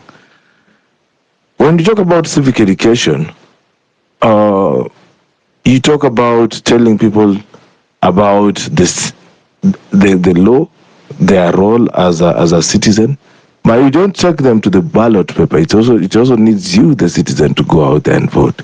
That's my point. As I must graduate, respect our constitution. Check this is swearing in ceremony. Hakuna constitution aliweka kando, but alinua sword. This guy is a killer. Yeah. So those are comments that I'm getting here on the show. You can write your comments as well if you're not able to join us. We still have 2 more hours to go to the top of the hour for today. That is 9 p.m. East African time. Here's the thing. I think, and my lawyer friend was telling me that by him not going, and you guys need to go to YouTube and check out that channel of ours. I have a lawyer there talking about what exactly it means by Rigathi going to hospital, what it really means for him in terms of this petition. But Western Shilao has maintained that this is a political process. And of course, we even wondered if he went back to office, how are they going to work with the boss? You know, because it's supposed to be the principal secretary. How is this supposed to work with the boss if they're not talking? I see my friend Clinton. Hey, imekuwa muda mrefu Clinton, if you can come and say hi to us here on the show as well. It's been a very long time, Bwana Clinton. Tunavyoingia, this is the last day of October, by the way, guys. What? Tomorrow to go November. Okay. 2 months, by the way. I just want to ask you a very simple question, ladies and gentlemen, as we continue the show. How far are you with your savings plan for 2024?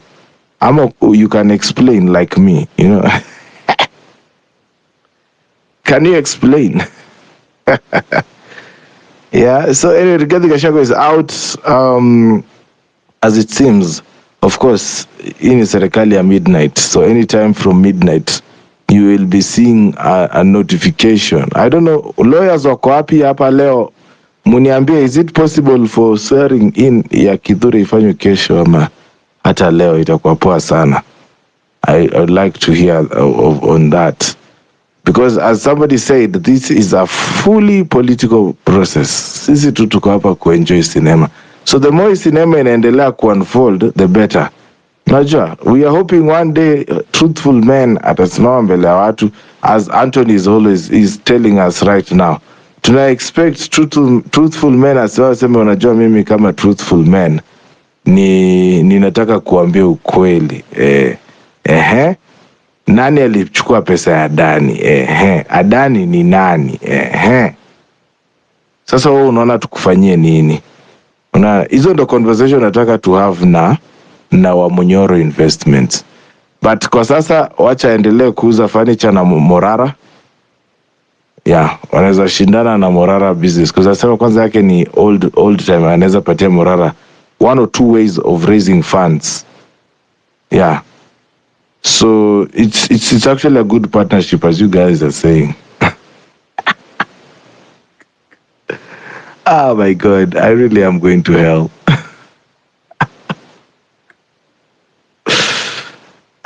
Yeah.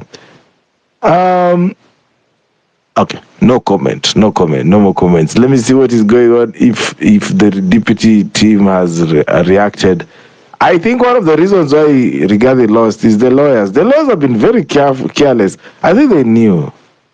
Either way they are going to win, so to lose. So they were very careless. Camino was always telling people, "You are my baby," you know. Even today he was telling someone, "Shut up, I'm submitting." I'm like, okay, guy, is this how? So I've never seen his submissions in court like that. So the High Court has lifted the conservatory orders that was barring the swearing in of Kithure Kindiki. My question here is, where is Maverick Aoko? Has any formal communication been made on that? Where's Maverick? Can we say Maverick ako sehemu flani flani? Miki anasema I need my lawyer to answer that. My savings ain't saving. Miki, how do you even have savings in the first place? Kwani wewe ni deep state? Ara. You guys have savings, man. Anyway, so that is that, and also I would like to hear from people who are in the shift. Watu wameenda kwa shift pale hivi. How is it looking? The statistics that you're getting, 75% of us. I'm saying us because I woke up one day at 3 p.m. after my afternoon siesta, and voila, I was in shift. I don't know how you found yourself there, but I've seen some people saying that their bosses have written them memoranda saying that no shift, no salary. I'm not going to name the employers because I also need my friends to send me tips. I can't risk. I can't risk. So I don't want to be jobless with them here. Employers in Kenya are very vindictive. You do something, they are there. Yeah. So as you are saying, flimsy reasons to impeach. Remember, right now, as you're speaking, Kithure Kindiki, I'm probably sure he is now getting ready, anapiga pasi, anapiga suti pasi akisema ni wakati sasa, ni wakati sasa. Yes. Western, I don't know if you have an additional, but look at what you're saying. How did the High Court believe that Kindiki was approved by IBC that does not exist? I think that is what we were talking about, debating earlier on. Somebody is getting, it's a very high end game, I think, of politics. Hata mimi inanishinda, by the way. But anyway, Weston, do you have anything to add? And also bring back Mau Mau if you can hear me. Maybe give us a thought about all this. Peter, that thing about IEBC. Well, you know, that's what we call hair splitting. Splitting hairs. You know, like you, Peter, if you were to apply for a job in government, they would ask you for a lot of documents to show that you're paying your taxes. If you are given a loan, you've serviced your loan or you're servicing your loan, you do not have a debt, you do not have a criminal record. Well, and those things cost money. ESCC and all sorts of places. But these people, well, they are not subjected to that. If they were, you'd ask who cleared them. Clearly, they've got issues to answer as far as criminality is concerned. But you see, those people are on the ballot, and the next time you wake up, they're in parliament as members of parliament. So when a lawyer talks about IEBC, he's supposed to be there to clear Kindiki. See, that is the ideal. But we know we live in a political system whereby Those things are meant for mere mortals. You have to be cleared by this. Even if IBC was there, they would still clear him. It's not like they would stop him. So I wouldn't be bothered about that. They would not. It's like vetting of nominees, whether it's to the cabinet or a whole host of government deployees. Well, on rare occasions, do you see those people being rejected? It's always a foregone conclusion that the president will have his way. So I'm not so sure why we insist on these processes when we know it's just about ticking boxes. Ticking boxes. Okay, you want Parliament to clear my deputy president nominee. You saw how the process was carried out in record time. I mean, they couldn't wait to complete the process. They are not interested in those issues of ethics. What did he do when he was serving as Interior Cabinet Secretary or at a previous life? They're not interested in those things. So I'm not so sure that it really helps us when we try to run away from reality. As I keep on saying, for a government, Pipita, it's not what they say they are going to do. It's not what is contained in their policy documents. It's not what is contained in the Constitution. It's what they do that counts. So if you know your government ignores what is contained in statute books, then you have to relate to them as such. If you invoke the Constitution when in actual sense there is evidence that they have no regard for the Constitution, then you are the one who's misreading what they are doing. If you invoke, what the Constitution says vis-a-vis the appointment of this and that person, well, you're splitting hairs because there's evidence that they don't adhere to those provisions. And when they become an impediment, they sidestep them. That's what they do. So I'm not so sure these attorneys have a leg to stand on when they talk about, Kindiki is not a member of UDA, or he stated during the nomination following the disbandment of cabinet, that he wasn't a member of UDA. So how is a person who is not a member of UDA and the Constitution says blah, blah, blah, the president and Pipita, that's what the law says. But what these people do is often not in tandem with the law. And often they get away with it. 95 out of 100 times, they get away with it. On rare occasions, are they stopped in their tracks. So it's about taking a flight of fancy, if I may put it as such. And this is born out of this flawed notion that the law is the panacea to our problems. The law will not cure problems emanating from moral infractions. It's not going to cure those kind of things. The law is not going to cure an individual or a group of people who look at the law as a distraction, something that stands in the way of what they want to realize. And that's why I remember saying, once the impeachment is over, the deputy president nominee will be sworn in immediately. And then someone, no, but you see, he has to be cleared by the parliament. So, but that process can be hurried up. You can make parliament sit in one evening. You can summon them to Nairobi from wherever they are. And they're going to clear that nominee immediately. And that's exactly what they did. And another person said, no, but this matter will go to the courts. Okay. But the courts are not also disinterested in that matter. They can't sit on that matter for eternity. So, as we sit now, chances are high that he could be sworn in tomorrow or any time could be sworn in. And once he's sworn in, it is game over. Because there's no way, even if you go to the Court of Appeal or the Supreme Court, those two courts can reverse that decision. So IEBC, well, it's part of the state. It's not our friend.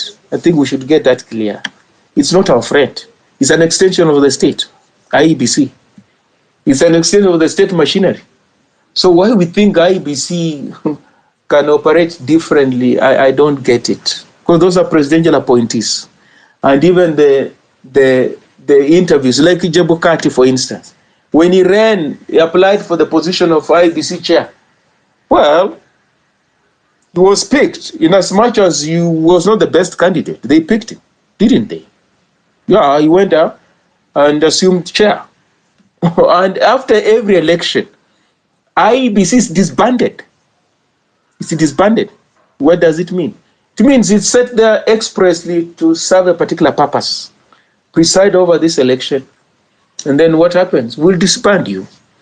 And then there'll be you and cry. Kenyans will say, can you reconstitute? We'll reconstitute another one. They will also do the job. And when they are done, they're disbanded. That has been the way things have been operating since, when was it? Moi days to date. These people never stay around.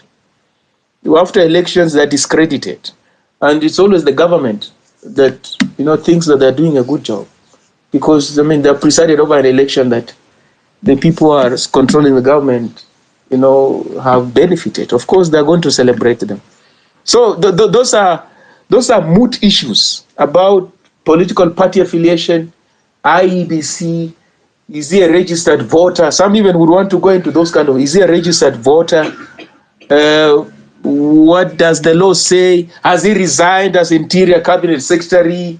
He's holding another job. He didn't resign before. No, all those amount to hair splitting, because we're not the US.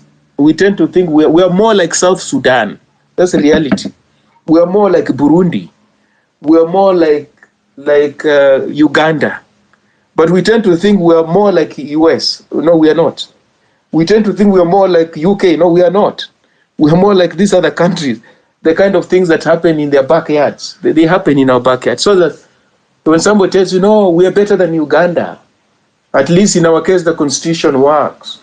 At least in our case, the judiciary is independent. The same person, the following minute, is telling you, no, these courts are captured. Really? You are the one who said the other day, we are better than South Sudan. Now today you're bemoaning the fact that the courts are captured. Now it's that kind of thing. Sometimes we tend, as I put it, we take a flight of fancy. We are in Texas or we are in Washington, D.C. and stuff like that. So we are like, where Donald Trump can take leave of the campaign and go to the court, to respond to charges. From there, he goes back to his campaign trail. Or where a son of a sitting president can be taken to court and convicted. We are not that kind of a country, are we? We are not. We're not a country where a president will be summoned to court and appear. So that, Pipita, I put it to you, just visualize the impeachment of a president going forward. If this has proven to be this elaborate and protracted, can you contemplate the impeachment of a sitting president? First, where we'll even get a member of parliament that will do the Mutuse kind of thing, to table the motion. Where will we get that person? Before when we move to getting the requisite numbers in both houses. Before when we talk about going to the High Court. And then, can you imagine how protracted it's likely to be? Just getting the person who's going to bail the cat. Where will you get that person? So the reality is we are more like Nigeria. We are more like South Sudan. We are more like Burundi. We are more like Central African Republic. We are not more like Texas or US or UK. And I think when you read things like that, then you see things in proper perspective. And you're likely to come up with realistic, resolutions to your contradictions, as opposed to sending people to the US to see how things are happening there. And then they bring those things back to Kenya. They're just having a nice time. They cannot replicate those things, but we can send them to Central African Republic. Go and see what's going on there and tell us whether we can borrow something from there. But they will be resistant and they'll think you are insulting them. So Kindiki will be sworn in. regardless of those issues they're raising. Because in the broader scheme of things, those kind of things only apply to you and me, not to the people at that level. They don't. They're above it. Asante sana for that, Western. Diamond, how are you doing? Pipi, Sasa. Poa sana. I'm well. Yeah. I've listened to Western today, and it's quite different from the Western I've been listening to. I think the last time I heard him king, today is quite sarcastic in terms of his view of things and what has been happening, which I agree with him. The only thing that I would ask myself is, if we are like South Sudan, then do we really need a constitution? Because for them, they are not operating with any. I'm sure they are operating by the will. In fact, they have like five vice presidents or something like that. And I even don't think they have a constitution. But be that as it may, I think the last have been actually very funny. And funny to me in a way that even away from what Rigathi Gachagua is going through, I've actually seen the courts walk away from the path they've been walking along. And I'll give examples. For a very long time, the courts are holding to the reasoning that public is something that is very important.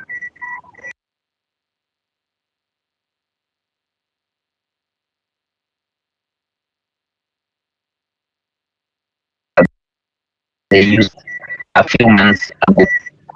However, the Supreme Court yesterday or the day before actually says that today public participation matters that are supposed to be done by Parliament is not important. They don't really care if Parliament will take into consideration whatever output they get from the public. So that departure from the stance where public participation was being looked at as an important legislative action tells me I think the courts have now joined the bandwagon with the judiciary, with the executive and the legislature. I also looked at the housing levy thing on Tuesday. I think they threw that away. I know there is something with the SHA tomorrow morning. I'm sure they will throw that away as well.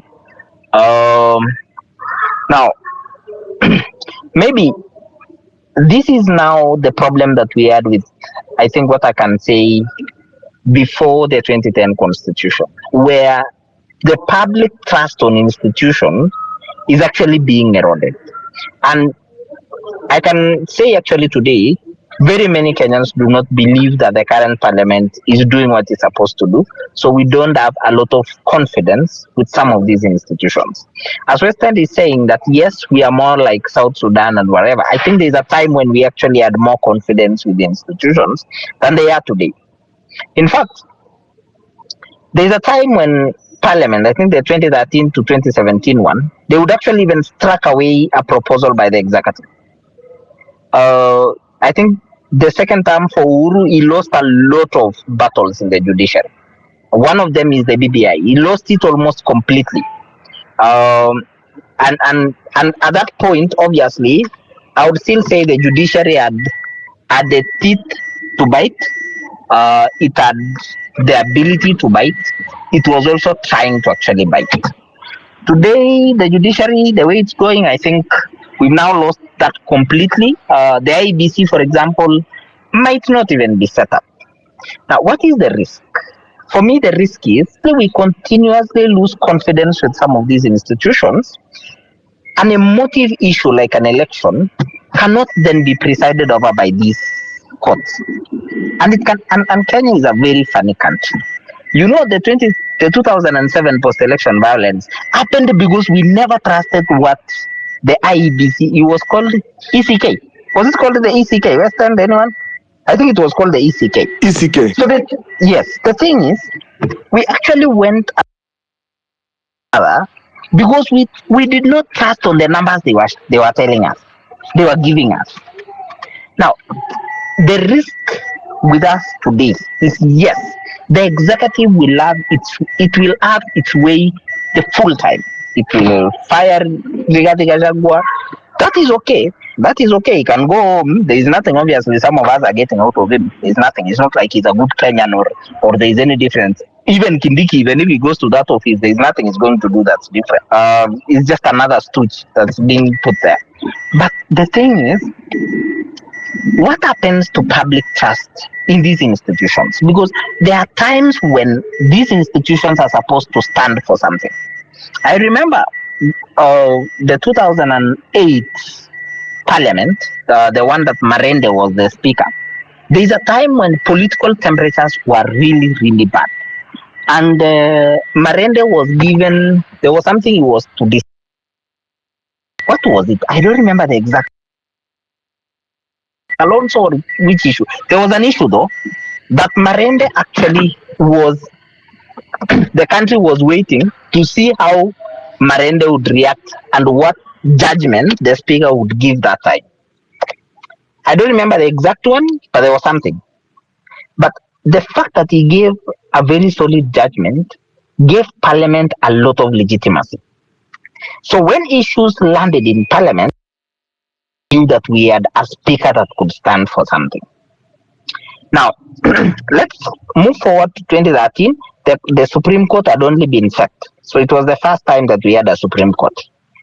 They made judgments, and the IBC then, the ruling was, I don't know, but I think it was fair.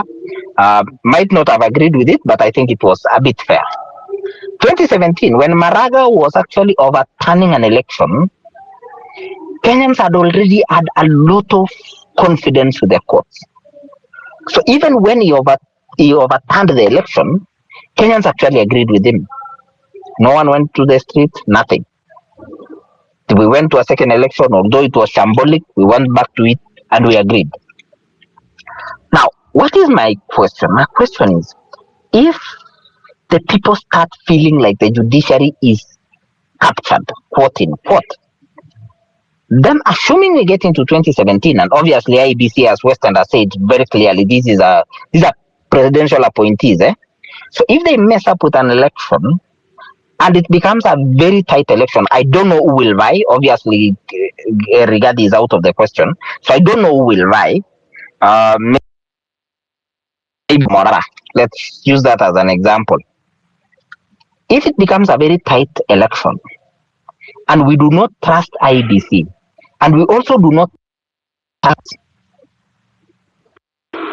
we are not a very strong democracy to actually that it might not turn upside down. We fought in 1991, fought again in 2007. I don't know, maybe another 20 years, then it might also go back banning each other. I don't know. I really hope that these institutions will at least start standing for something, but I think the judiciary now is fully gone. The executive is the rogue one, that we expected both parliament and the judiciary to keep checking.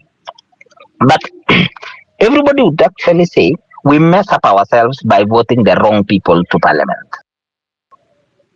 Let me tell you, when it gets to voting, even if you vote the right guy, immediately these guys are paid. How much are MPs being paid? We hear 10,000, 15,000. They just given some, the Kericho MCAs, for example, I heard they were being given, I think, 18K each or 19,000 each to vote either to impeach the governor or not. So our politicians, I think the cost of actually having all of them in your side might cost you less than 2 million shillings. So the job of actually the public electing the right person, that doesn't exist, Bana. We are not in that class. We are not in that class that you think you will elect an MP because he's a right thinking man. that he gets to parliament and start thinking like himself. They don't. When they go to parliament, either it's your MP, not your MP, immediately they are in parliament, they leave those shoes in the door. We've seen professors of law and any other professor, they are voting the same way as our friend Naite, some of our MPs that we do not think are very good credentials academically. Now, before I finish, because I don't want to talk forever, what am I learned, especially on this process? Not even the Gachagua one. I'm not into it so much. Whichever way it goes, it will go one way or another. Kindiki will be given the mantle. He will be sworn in. We'll have a holiday. I don't know what, whatever, and we move on. As a country, we'll move on somewhere. But some of these decisions that the courts are giving, I ask myself. I'm not a lawyer. I'm also not in the legal. But an example, they're saying that when you get impeached, you cease to be either governor, senator, or whatever. But again, the same day, the same courts have left Kawira Mwangasa in the office. She's still the governor. So I ask myself, so how do we apply these laws? Because we applied it today. We did that to Sonko as well. When Wambora was surviving every other impeachment, I think he survived almost 9. Waititu went through one of them and they blew him away. So we really decided to, I'm sure most of us have forgotten Waititu was governor at some point. So we had to read the law when it's favoring us, when it's not favoring us. But I hope these institutions will start getting a bit of confidence. We depend on these institutions in times when things are very tight. If you were not a young boy in 2007 or a young man then, I'm sure you don't have country to go there. And I'm not saying we're going to fight. Please don't get me wrong.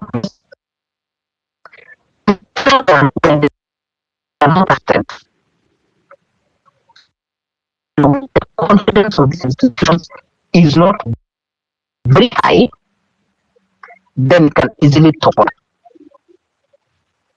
That's it for me, Pipita. Thank you so much, Diamond, also for inspiring us and reminding us the importance of 2007, yani. 2007 was quite a year, bana. Wow. Some of us are kids, but I would hate to go back there again. Really. And people will tell you their stories. Western, yeah. Did I lose you? Diamond?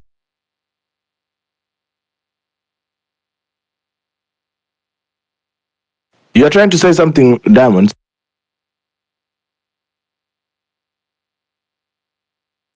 Allah, Diamond, tukawa tunakupoteza. Hebu unmute. You are trying to say something, also something.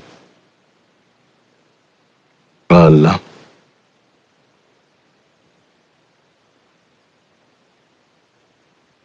So yeah, as I was saying, 2007 was quite a time. And, the country was boiled like this with our politicians. And I've seen many Kenyans have said they want to kick out, they're praying Baba doesn't make it to the AU.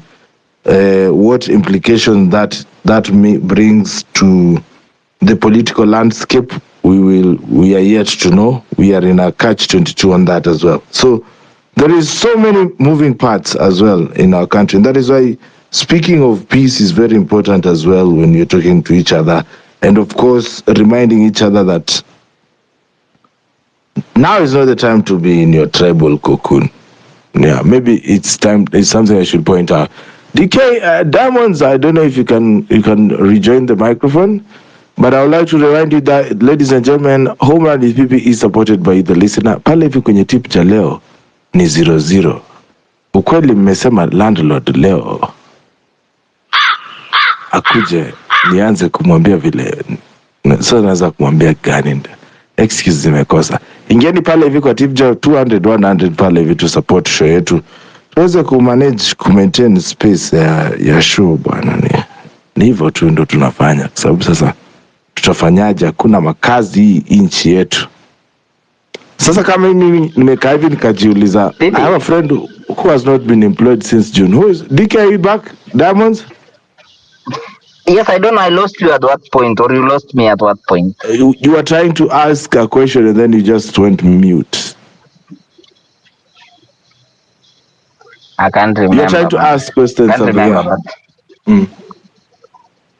I think it was a rebuttal. Okay, I can't remember, but no, I'm just saying. I think as I concluded, I'm not very sure if you had me talking about the Kawira Mwangaza case, where the courts are now saying that Kawira, yes, is still governor, and then the same case cannot be applied to Rigathi.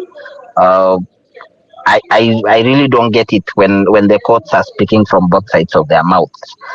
Yes, I'm not a legal profession to sit down and decide, but the thing is, as a layman as I am, I would actually expect some form of uniformity. But let's leave that one for Kawira Mwangaza. I know that's a very weighty matter. But let's talk about, say, public participation, for example. Why would the courts at some point say public participation is important, and when legislation is being done, public participation inputs must be put into consideration? But again, same courts are saying, look, public participation is a cosmetic matter, and it doesn't matter. I don't have seen Western raising his hand, but for me, really, it's institutions. If these institutions do not build the public trust, then it gets to a point when the public are actually waiting for those institutions to make a point, and we can use, what was the name of the ECK chair that time? I remember we went into war. Immediately the guy, immediately he read out the numbers. We were off into war. So the point is, there's a time when these institutions are supposed to have a lot of public trust. That is why when Maraga turned upside down an election, the country was quiet. But hey,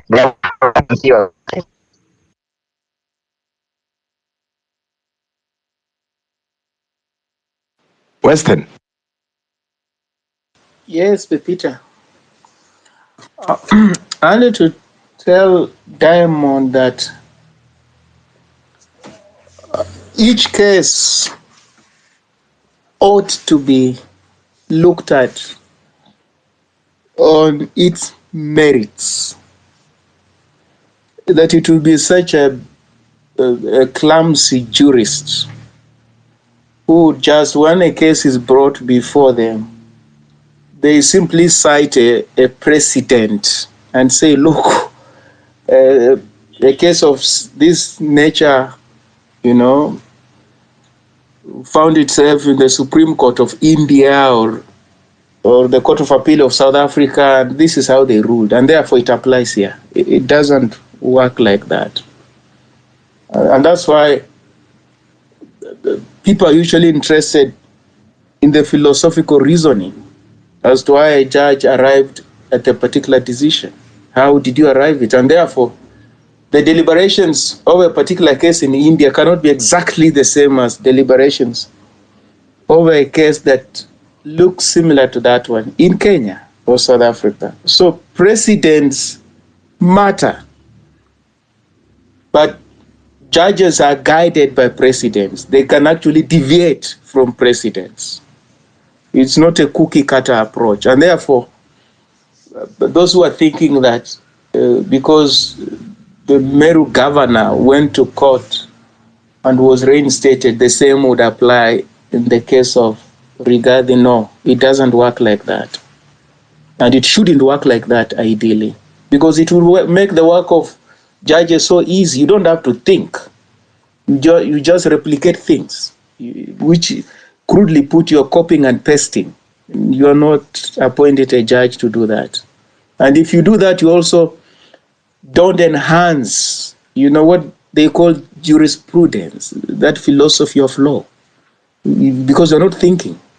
You are not deliberating on those issues based on your own philosophy, how you understand the law. So you're simply regurgitating stuff. You cannot afford to do that. And you don't even help students who are studying law.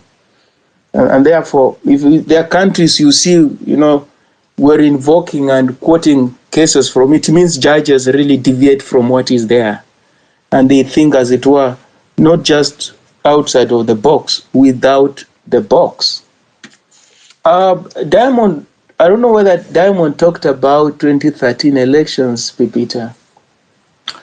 2013 elections, that presidential petition was supposed to have given the Supreme Court a lot of traction.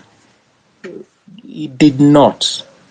In my understanding, in my reading, it did not. One, for those who remember, there was a case about the date of elections. Those elections were actually meant to be held in 2012. For those who remember, they were meant to be held in 2012. But they were pushed back to 2013, arbitrarily, by Mwai Kibaki. And the IEBC agreed and everybody else agreed. Of course, at that time, they were buying time. It was external factors, the ICC cases. How do you, outmaneuver these individuals? And then another matter arose about the eligibility of the Uhuru Kenyatta and William Ruto to run for president or public office for that matter. That matter became a political hot potato. No one wanted to handle it. It was like a tennis ball, kicking there, kicking here. IEBC seized with the matter. When it went to the IEBC seized with the matter. Until when they were cleared, the courts just said, no, the IEBC has already cleared them. So that matter has been overtaken by events. But Willie Mutunga was supposed to have taken on board that issue to the Supreme Court, and they should have pronounced themselves on that matter. And so, having shied away from pronouncing themselves on that matter, it has had a lasting impact on Chapter 6 of the Constitution, on leadership and integrity. It has. It has. We've paid the price since then to date. The other thing was the petition. That election, those who keenly observed it will tell you that there was no outright winner on the first round. There was no outright winner. So at the very minimum, that election was supposed to have gone for a runoff. But of course, it couldn't because the stakes were high. The stakes were high. And again, Pepita, I told people back then that Uhuru Kenyatta and William Ruto cannot afford to lose this election because they needed the might of the state to make a formidable fight back against the ICC. Without the might of the state, they were tossed. They were tossed. Because then the ICC had to approach them, give us evidence, give us, the inventory of your wealth. Well, you're a president, you're a deputy president. Can you do that? But if you're not there, somebody else who is there, is Raila Odinga, will give out your inventory. So when the ICC asked for that kind of information, they didn't get. How much land does he have? They didn't get that information. So it was a false start. As far as the 2010 constitutional dispensation was concerned, it was a false start. The other thing was technicality.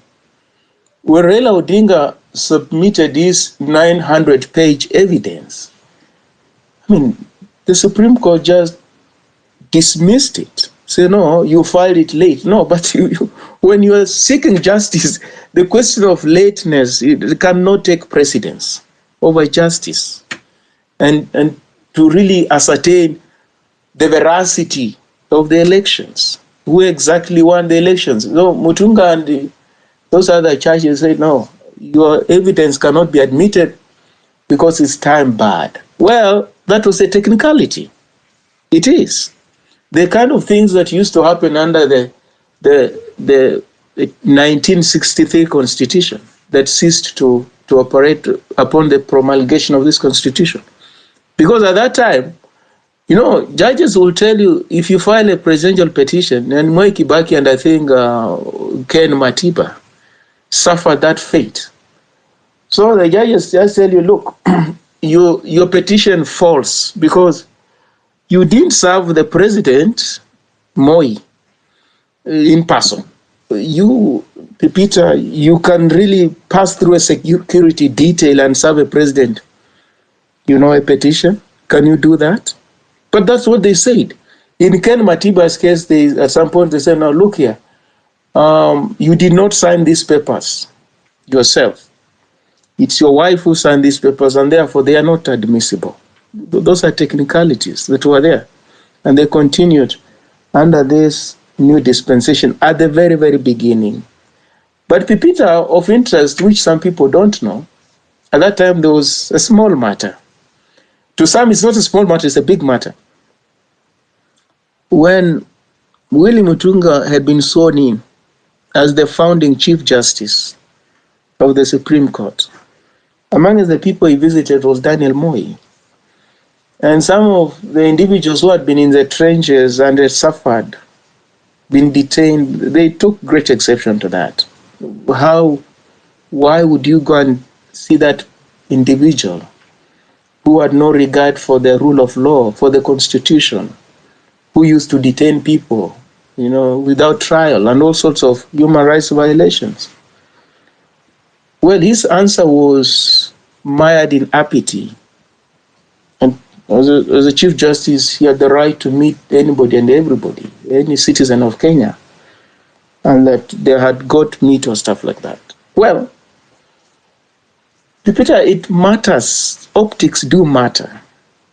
They do matter.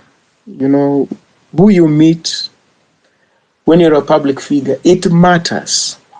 It does. Nothing. It's because you don't just wake up and meet somebody. But then what people don't understand, it takes us back to this issue I keep on saying about power.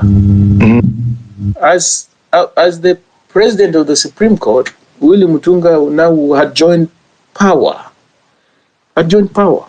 Moi was the embodiment of power. He's a former president, now retired president. He's the embodiment of power. Now they could meet and talk about power issues.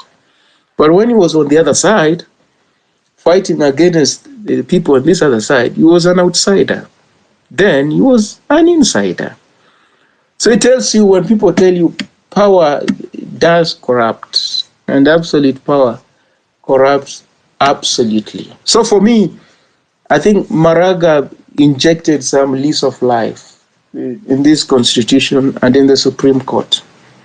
Before it happened, there was a lot about, building courts and whatever, but you can build courts. But buildings don't amount to justice.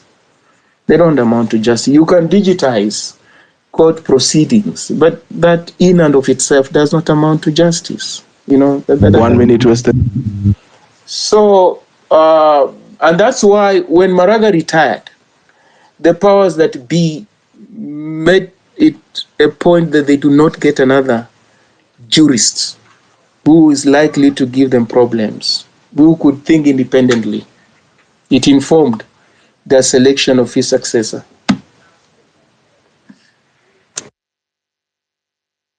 They couldn't go for Makau Mutua. I remember, and also Miguna.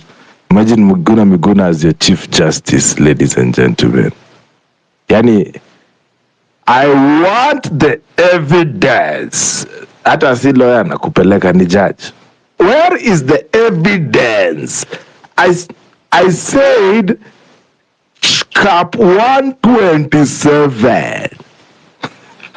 We really need a Miguna Chief Justice when one day when people actually desire change and wake up in the morning and do the necessary for the right person, I hope it's soon. We need chief justices who do not have fear, like the one you're talking about, Maraga. Yeah, we need chief justice of that caliber.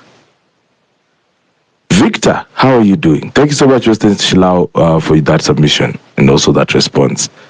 Victor, how are you doing? Niko poa PP. How are you doing? How is mom doing? Ako salama, hata mimi niko better. I mean, naona mmeamua kufanyia Gachagua mambo. Sasa si ndio broken heart syndrome itashika kabisa. Unajua Dr. Kikojo pia ako na familia, ndugu yangu. Sijui kama unajua hivyo.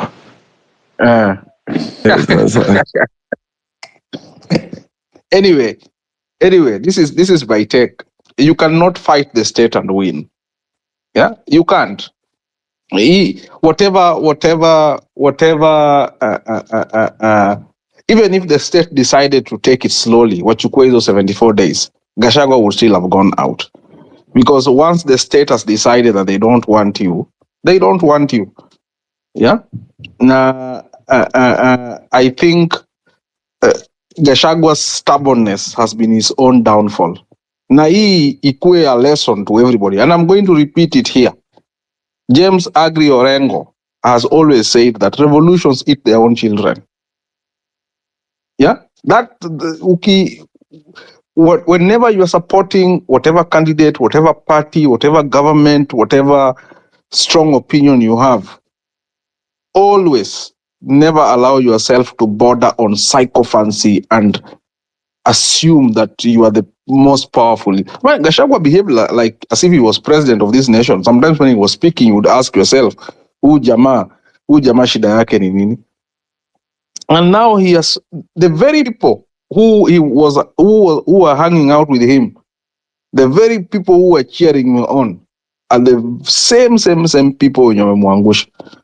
I can count many rallies where Rigathi Gachagua was probably with Ndidi Nyoro and Kimani Ichung'wah and even the lawyers.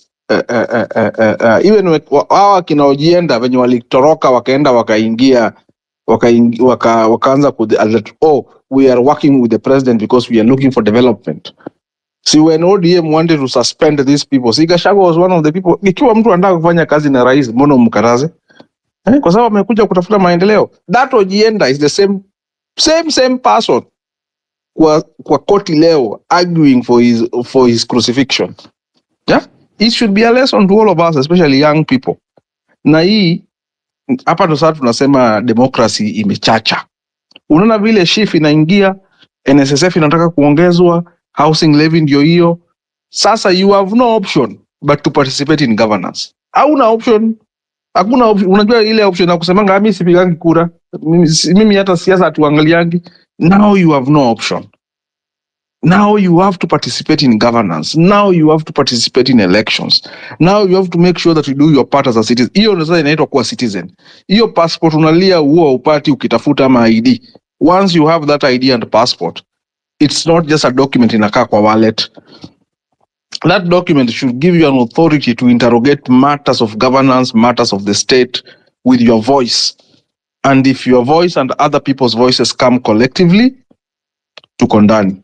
Tuacheni hii mambo ya kulialia sijui ati tuanze kuangalia. I mean, history is good. Whatever Mutunga did, whatever Kibaki did, whatever sijui Baba did, nini. But sasa hizi tuko na opportunity. Tumepevuka, tumeona vile state inacheza. Tujipangeni sasa. 2027 iko hapa around the corner. Are we still going to fall for the same shenanigans? Are we still going to listen to the same things? I mean, I don't know if any of you are following the Senate Public Accounts Committee, the way they are grilling governors. Na uone vile kuna mashetani in these counties, all because people are not doing what they're supposed to be doing. Yeah, unasikia kama Machakos County, about 80% of their revenue collection inaenda in paying legal fees. Unashangaa what kind of legal fees are those? And that is outside the pending bills zenye hawajalipa in 10 years since Alfred Mutua became governor. So this is our time. Hakuna kutoroka kwa sababu sisi wote tutaenda Qatar. Sisi wote tutaenda Jordan, sisi wote tutaenda Oman. Sisi wote, kuna watu wameenda Germany kweli venye nilisikia Ruto ametoka huko. Sijasikia, I've not heard of any flight going to Germany or anything. Sisi wote hatuwezi enda nje. Na even as some of us want to leave, there are some of us who are coming back to the country. So the onus is on us. Lazima and we can do this. We can do this with decency, decorum, and one voice. Unaona? Sio lazima tutukanane, matusi kubwa kubwa, sijui manyanyaza watu, sijui. Me, I don't like that kind of politics because I don't think it works. Because you then enter into the same space as these political shenanigans, and then you are now in their space, and hapo watakumaliza. So we call ourselves intelligent young people. We are tech savvy. We are, we are knowledgeable. Tunajua kupass information na nini. Let us use that ability. Let us use that resource yenye tuko nayo na tujipange vizuri kabisa to make sure that mashinani mali tuko, where your grandmothers are, where your fathers are, where our mothers are, in the cities where our friends are. Because kuna marafiki zetu wengine ndio wamesoma, lakini ukisikia vile wana argue unashangaa, where are we heading? And it's also time to call people out. For instance, mimi mtu amenibo kabisa kwa hii the whole impeachment process, especially kwa kotini, and I say with a lot of respect and humility, is one Ndegwa Jiru. Ndegwa Jiru has been in all manner of TV stations calling Rigathi Gachagua all manner of names. Na saizi, he was the first one kumdefend. No. I mean, you mean there was not any other lawyer who could have defended DP? And this is this double-sidedness yetu. And you see it with bloggers. Saizi unaona kina Pauline, kina Gabriel, wamevuka boda wameenda ile pande ingine. Hapa tu mbele tu watafinywa. And you can see it. Anybody who has ever dined with the state, itafika mahali where now your opinions are too big for the state and they will crush you. Hata kina Kaluma wanaongea, unasikia sasa wanaongea right now, they are in power, blah blah blah. Watch this space. So my lesson to us young people, there's a difference between the nation and the state. Now, of course, the William Ruto government, there are things they are doing that are good. I will not say that it's a devilish government. Hakuna kitu mzuri wanafanya. There are things that they are doing that are good. There are things that they are doing that are bad. Where they do good things, we will commend them. And we should have that, all of us as citizens should have that mindset. Usiamuke tu na useme, hii serikali ni mbaya. Ni mbaya kwa sababu hakuna kitu mzuri serikali inafanya. There are good things they are doing. We should be able to acknowledge that. Because once again, I think we should not suffer from, I will call it the criticism syndrome, where we see everything from the lens of it's glass half full. It's glass half empty. Yeah, this glass is half empty. This glass is half empty. Yeah, so we need to have that perspective, that where the glass is half full, tuseme the glass is half full. Where the glass is half empty, tuseme the glass is half empty. But to see that no, this glass is always half empty, because it's not true. So that's my opinion on this whole matter. The judiciary, the ruling today, I personally agree with it. I think if the court starts engaging in political disputes, ndio maana tuko na bad manners. Ndio maana unaona governor anaiba, anakuwa impeached, anaenda kotini. Akifika kotini, mambo yake yanakuwa stopped. Unaona mtu anafanya makosa, watu wameiba Mumias, wameiba KPA, wameiba wapi. Kesi ikianza tu hivi, wanafile injunction. Inachukua miaka 2, miaka 3 hivi, hiyo pesa yote anatumia, anakuwa member of parliament. Look at that parliament. You will find so many people who have robbed our state coffers dry. Dry. A good example si ni hata huyu mbunge wa Sirisi ama ni wa wapi mwenye alisupply sijui hot air to NCPB. Sijui akalipwa sijui milioni 700 ama sijui milioni ngapi. Never supplied any maize. Guess who was his lawyer at the courts? The same Tom Ojienda. Yeah. So watu wako kabal moja. Yeah. And they have found a way of gaming the system, and they are gaming the system because the system is not the system. We the people. It's like we have lambs and we have goats. Na tumezituma kwa paddock. But around the paddock, next to the paddock is a forest full of bears, hyenas, wolves, but tuko na fence. Eh? But we forget that bears are too strong. Sometimes wanaweza kata fence waingie wanawakule lambs and goats. Eh?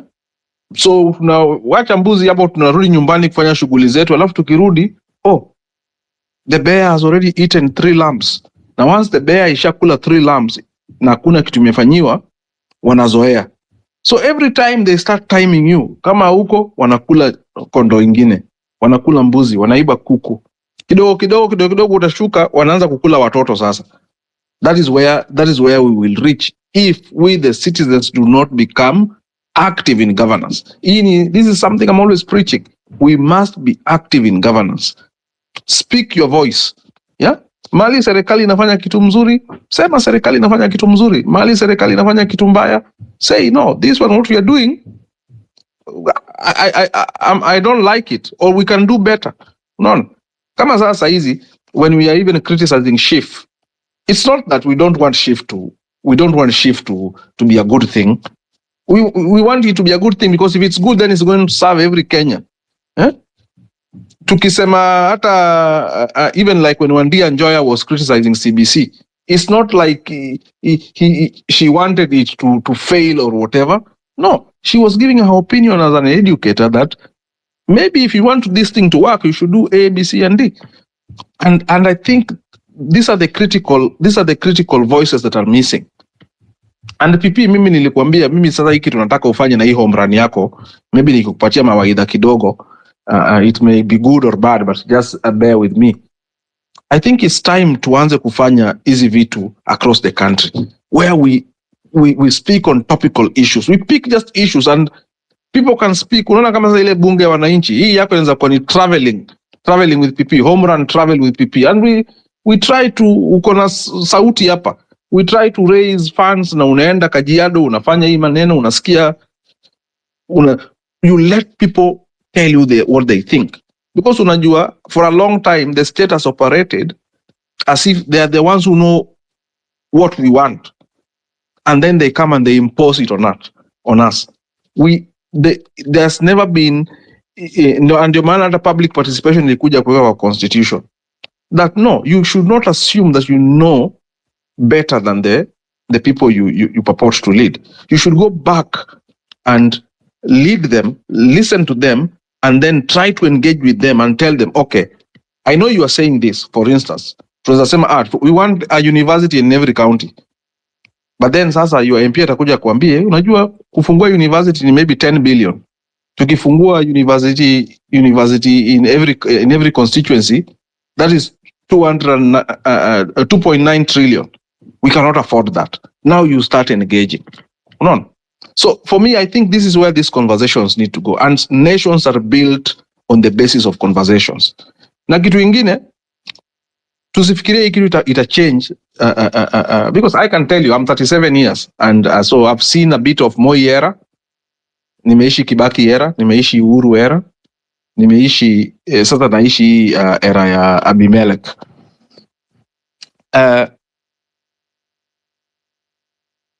I've seen Kenya grow. Kenya is not where it was in the year 2002 when we kicked Moi out. There are things that have changed. Yeah? This is something that we all have to acknowledge. Kuna vitu zimebadilika. Yeah? When I look at my home county of, say, Kisumu, when I look at Kisumu during the Moi era, and I look at Kisumu now, as a resident of that county, who comes there once a year over the last, say, 10 years, naona kuna mabadiliko inafanyika. Na haya mabadiliko ni kwa sababu kuna kitu inaitwa county government imeingia, Now, the first 5 years we were horrible. We had a terrible government. But since Prof Akuje, you see certain things happening. Na kuna a form may adopt ya conversation, speaking to people. But then ni ngumu sana kupata prof in local sijui matanga saki, like the way I see many governors wako kwa matanga na nini wanapiga nduru nini. It's very difficult to find him in such forums. Ama labda kama anafanya kichini zenye mahali hakuna media. But it's very, very, very difficult to find him whipping emotions, you know, in such forums. Because anajua, yes, sasa ndio kama president wa Kisumu, akianza kuwhip emotions, clan against clan, blah, blah, blah, hakuna mahali county inaenda, county itaharibika. And you see that in many counties where kuna hizi vita kidogo. So all in all, what I'm trying to say is that tumekuwa na progress. Let us acknowledge this progress.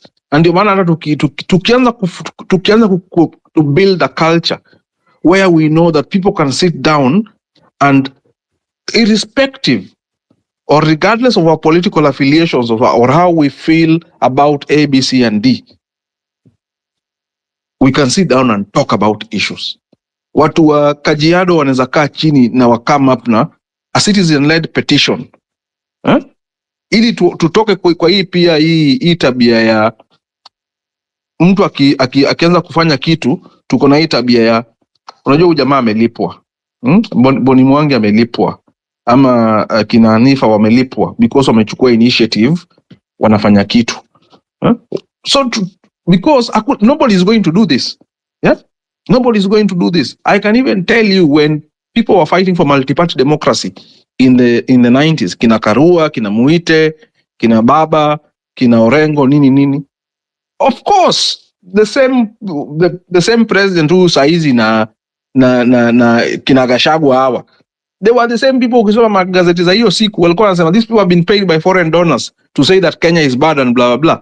So all these things we are seeing now, they are not new, they've been there. But because these people offered themselves, altruistic or not, or whatever their intentions were, we are now here with the 2010 constitution that can allow us to impeach a deputy president and the country inaendelea. That is progress. It doesn't happen like that in many African countries, I can tell you. Angalia nini inafanyika Sudan, South Sudan. South Sudan vice president alitimuliwa na president. Kesho yake the country is divided into half. Na watu wako mitini na mabunduki na nini milio na risasi inalia na refugee camps zimeanza kujengwa. Somalia here, Sudan saizi. Look at even Congo. Congo Zaire, and so on and so forth. So there are many African countries where the events that are happening in Kenya, if that were to happen in their countries, and I've met many Africans or some Africans where I stay and they're really proud of like, wow, you mean Kenya can do this? So, nikimalizia, we must be active in governance. Hiyo ndio mlio wangu tu. If we are not active in governance, nothing is going to happen. Tutakuwa tunalia tu because the only thing that a state fears is an active citizenry. If you're an active citizenry where anajua, man, siwezi iba shilingi 10 kwa sababu kuna mtu anakuja kufanya hiyo audit. Akipata kuna shilingi moja hapo, hizo headlines, sitaki hizo headlines. And that is what we are supposed to do. And we do it respectfully, we do it in our own way, in our own caucuses. We speak to each other respectfully, regardless of our political affiliation. I'm telling you, in 10 years, tutakuwa tunaongea story ingine. Yeah? Tutakuwa tunaongea story ingine. Yeah, that's it, PP. I hope nimesikika the whole time, sikuwa nakatika. Yes, umesikika all that whole time, Bwana Victor. Yes, your submission gets us to 12 minutes past 8 East African time. You are listening to Home Run with PP. Weekdays from 4 p.m. to 9 p.m. Eti nimesikia Victor akisema eti anataka kurudi Kenya. We.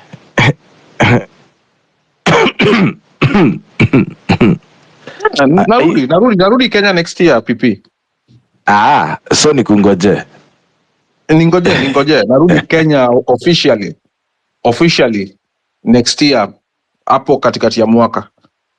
Mimi nitakuwa Kenya officially. Yes. Okay, nimekuanga Kenya officially guys, but niko Kenya. Yeah. You can always find me here. Kenya ni home, wenye wanasema, ama mtaniambia pia hiyo ni copyright. Sikizi mambo ni ngumu hapa hivi. Hawezi jua ni nini na ama ni nini. But thank you so much for everybody who has found a chance to tune in to Home Run. Today we were talking about the court ruling that had just caught us just as before we just opened the show, where DP Rigathi Gachagua, or now former, has been officially confirmed now he is out of office. Ndegwa Njiru, I don't know. Set nini lakini huyu jamaa bana, kuna mtu alisema eti angemtetea angekuwa jela. I support him, siko ubaya. But anyway, it was all political. Request the microphone and talk to me. We still have like 45 minutes to finish it all. I want to read a couple of comments that have just come in for those who are here. Luka Matoke said, by the way, if Ruto attempts BBI, will it fail to go through? We are in serious trouble. Victor, do you think BBI is on the way now that if Raila misses maybe January, will they think of maybe bringing him as prime minister so that when Ruto finishes his 10 years, he can move his powers to prime minister? What, is that a possibility? Well, I can tell you this, PP. If there is something that will never happen in Kenya, especially with this political class, it's constitutional amendment. Hii constitution hakuna mahali, nobody will amend it. Nobody will, because to amend it you need a referendum. But if you are here na utaenda kuvote kwa referendum ati constitution ikuwe amended, wewe ndio shida, because that constitution has got its own safeguards. Number two, if I remember the BBI judgment, which was issued by Martha Koome and our judges, and they cannot go against it, is that nobody in leadership position, state or political, can initiate a constitutional amendment. Hata hii ya nani ya Cherargei is just splitting hairs. Hakuna mali itaenda. So amending the constitution, it's a very difficult process. You think if these people could have amended the constitution, unafikiria, you think Uhuru wanted to leave power in 10 years? No. He never wanted to leave. No. Very few African strongmen want to leave power in 10 years. Yeah? But hii katiba kuna venye me checkmate watu kabisa. Because one thing you might think that the judiciary is with you, and I get it. People have invested emotions in sometimes some of these outcomes. Personally, I'm also invested in some of these outcomes. I want them to go my way. But I would say that maybe at times ni vizuri kusikia arguments za koti, because unajua whatever the court has said before, ukirudi mbele yao with a similar argument, ni ngumu sana wabadilishe hiyo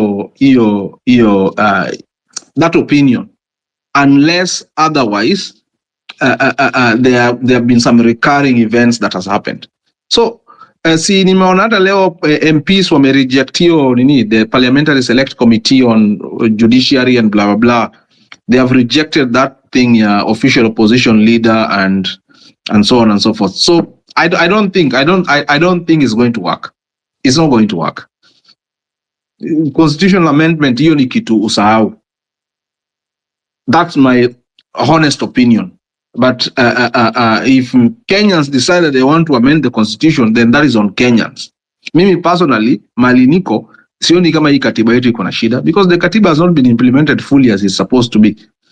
So if you have, because unajua shida tuko nayo ni majority of the top honchos in our politics ni watu wali test power in Moi era, Kibaki era. So unaona Kibaki alikuja in, and the biggest pledge, his biggest pledge in 2002 was that we are going to have a new constitution.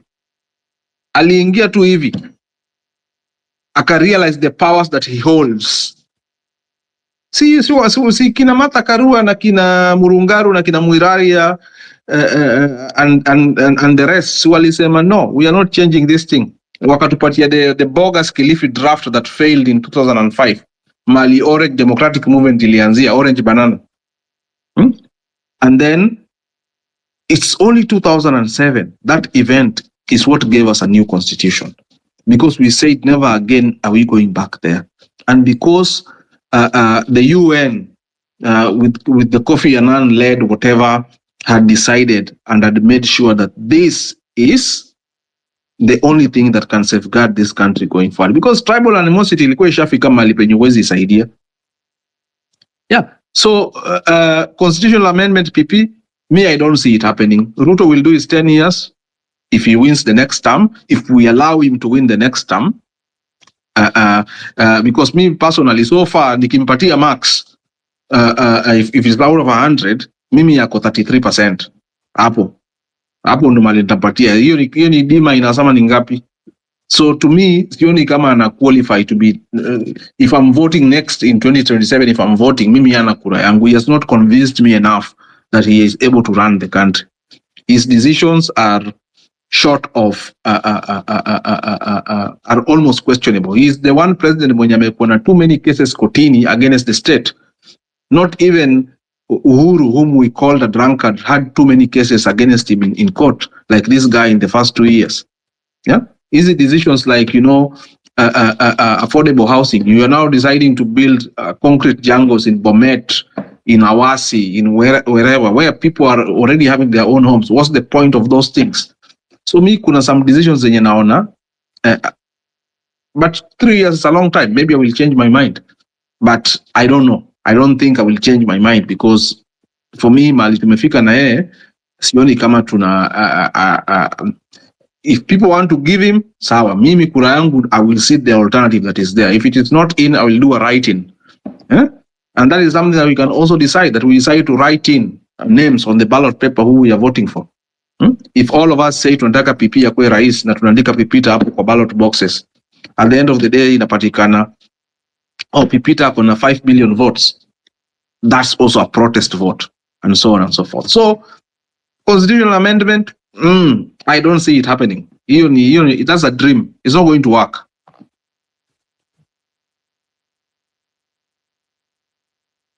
I was looking at my TikTok and I realized I have a meme for Rigiji on 11th July, and it says Rigiji to his photographer at 3 a.m. Wake up, wake up, wake up. Remember the way he used to take us those photos za good morning, and then anaangusha ka caption hapo, as a country we are. I miss those days. Photographer wake sorry for nickname. Sasa itabidi atafute tena nickname nyingine. Unaona sasa ubaya kutafuta kazi na usanii venye ni sheki. Usanii manze, ndio maana wazazi wanakukataza usifanye usanii. Hailipi saa zingine. Usanii inalipa. Usanii iko na pesa bwana. It just depends with what you are doing. Shida ni if usanii wako is bordered on psychophancy, then when the person you are, unafikiri hata Hitler kwa na watu wanakuwa wanamwimbia nyimbo. Hitler had so many artists who would paint him and sing him, but venye alianguka, watu pia maisha yao iliisha tu hivyo. Ndio maana nasema, in my earlier submission nilisema that wewe kama as a citizen of Kenya, you must have your own mind. Yeah? Yes, unaweza kuwa member wa ODM, unaweza kuwa member wa ANC, unaweza kuwa member wa Ford Kenya, UDA, whatever party you want. But if there are things that your party does that you don't agree with, or the person you supported does that you don't agree with, you can disagree with them respectfully. Like, look, Mimi, on these points I agree with you. On these other points, no. Hapo hatusikizani and tunaendelea. We don't have to agree on everything. but we can build enough consensus to make sure that the matters that we agree with you on inaendelea, but zile that we don't agree on, we find ways of making compromises or how we tolerate each other as we find a consensus to move forward. That is how we should be. But watu wenye saizi wameingia kwa state na state sasa ni like the state sasa ni the new buttered bread in town. Unaona? The new toast bread in town. Sasa unajua, if you're like that, you don't have a mind of your own, na kuna siku inakuja tu na utaanguka. Yeah, you will. So I mean, look at.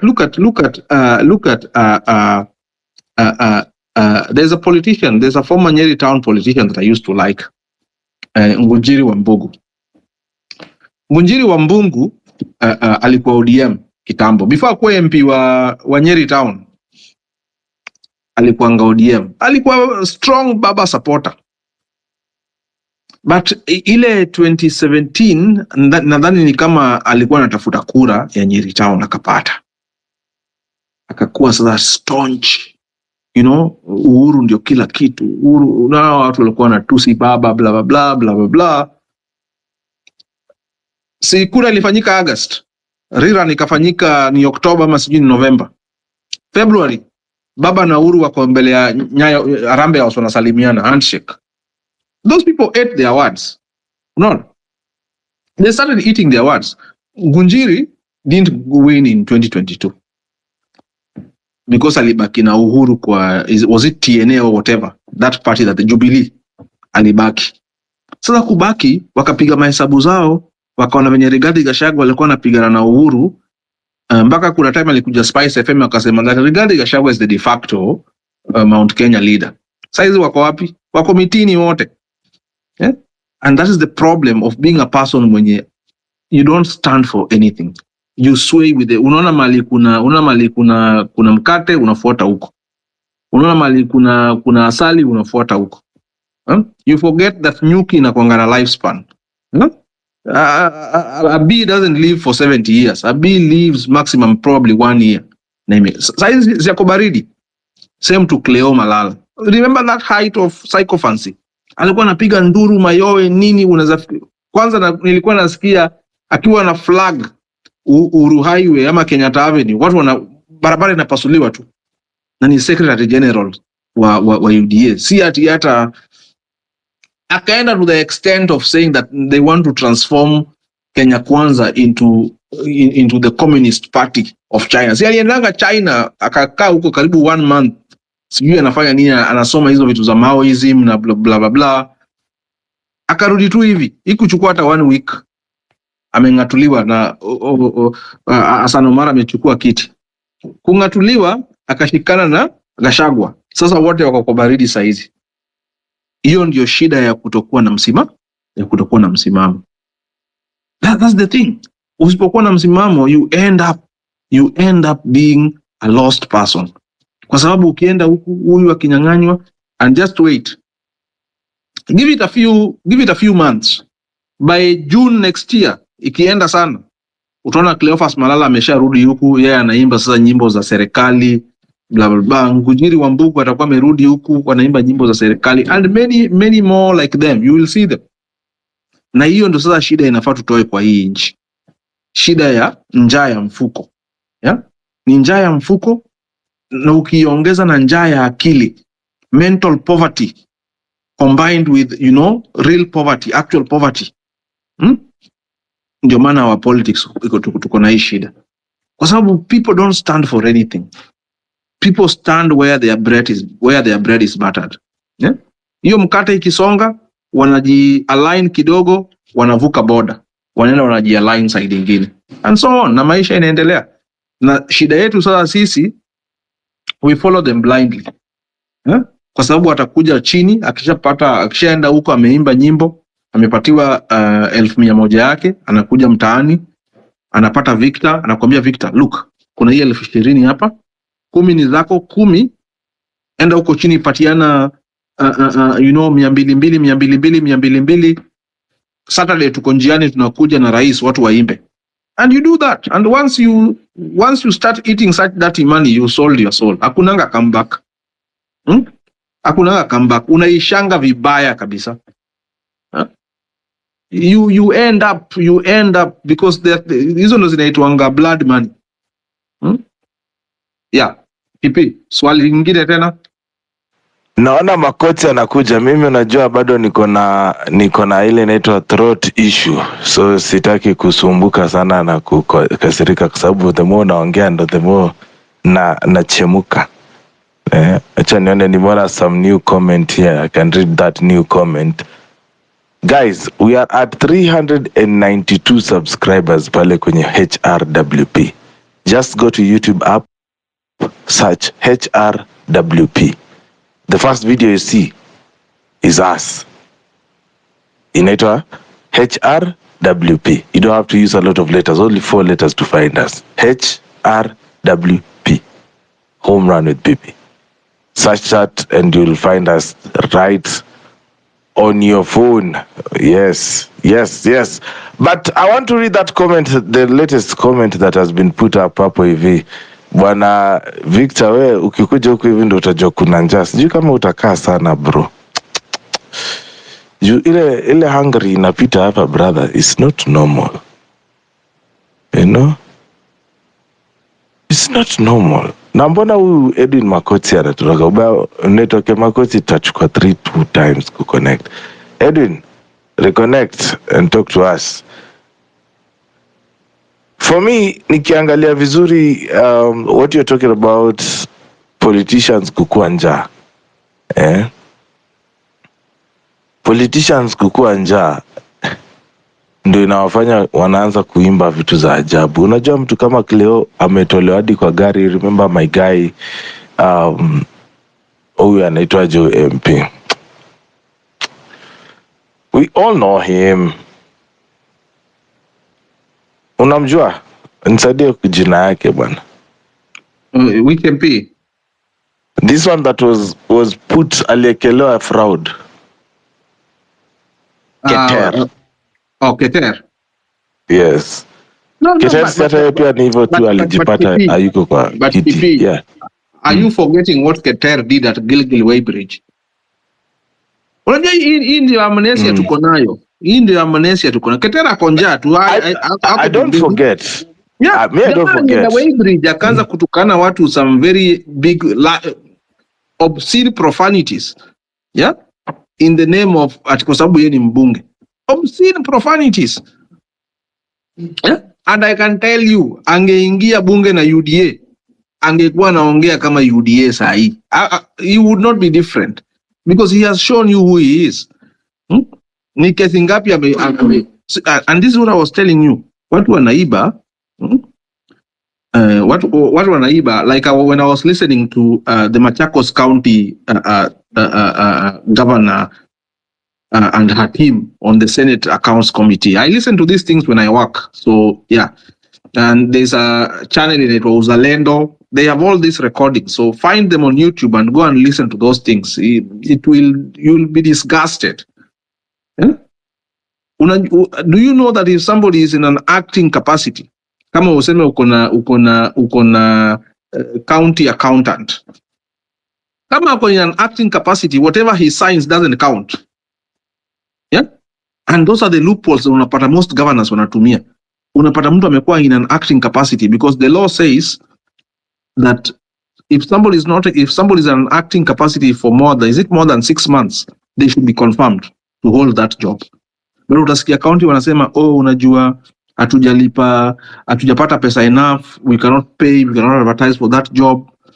The Auditor General reports on some of these counties is shocking. Yeah? Unasikia Machakos County wanataka kutengeneza sijui stadiums 4.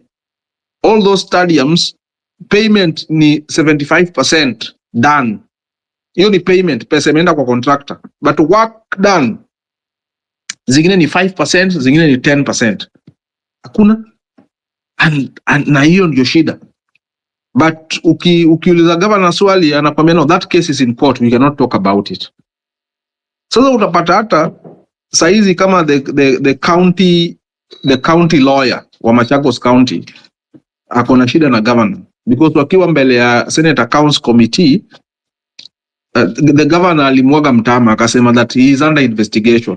The county lawyer anaangalia commissioners anasema I didn't know I was under investigation. Because apparently what has been happening, according to what I was listening there, is that the county lawyer or so, they collude with suppliers.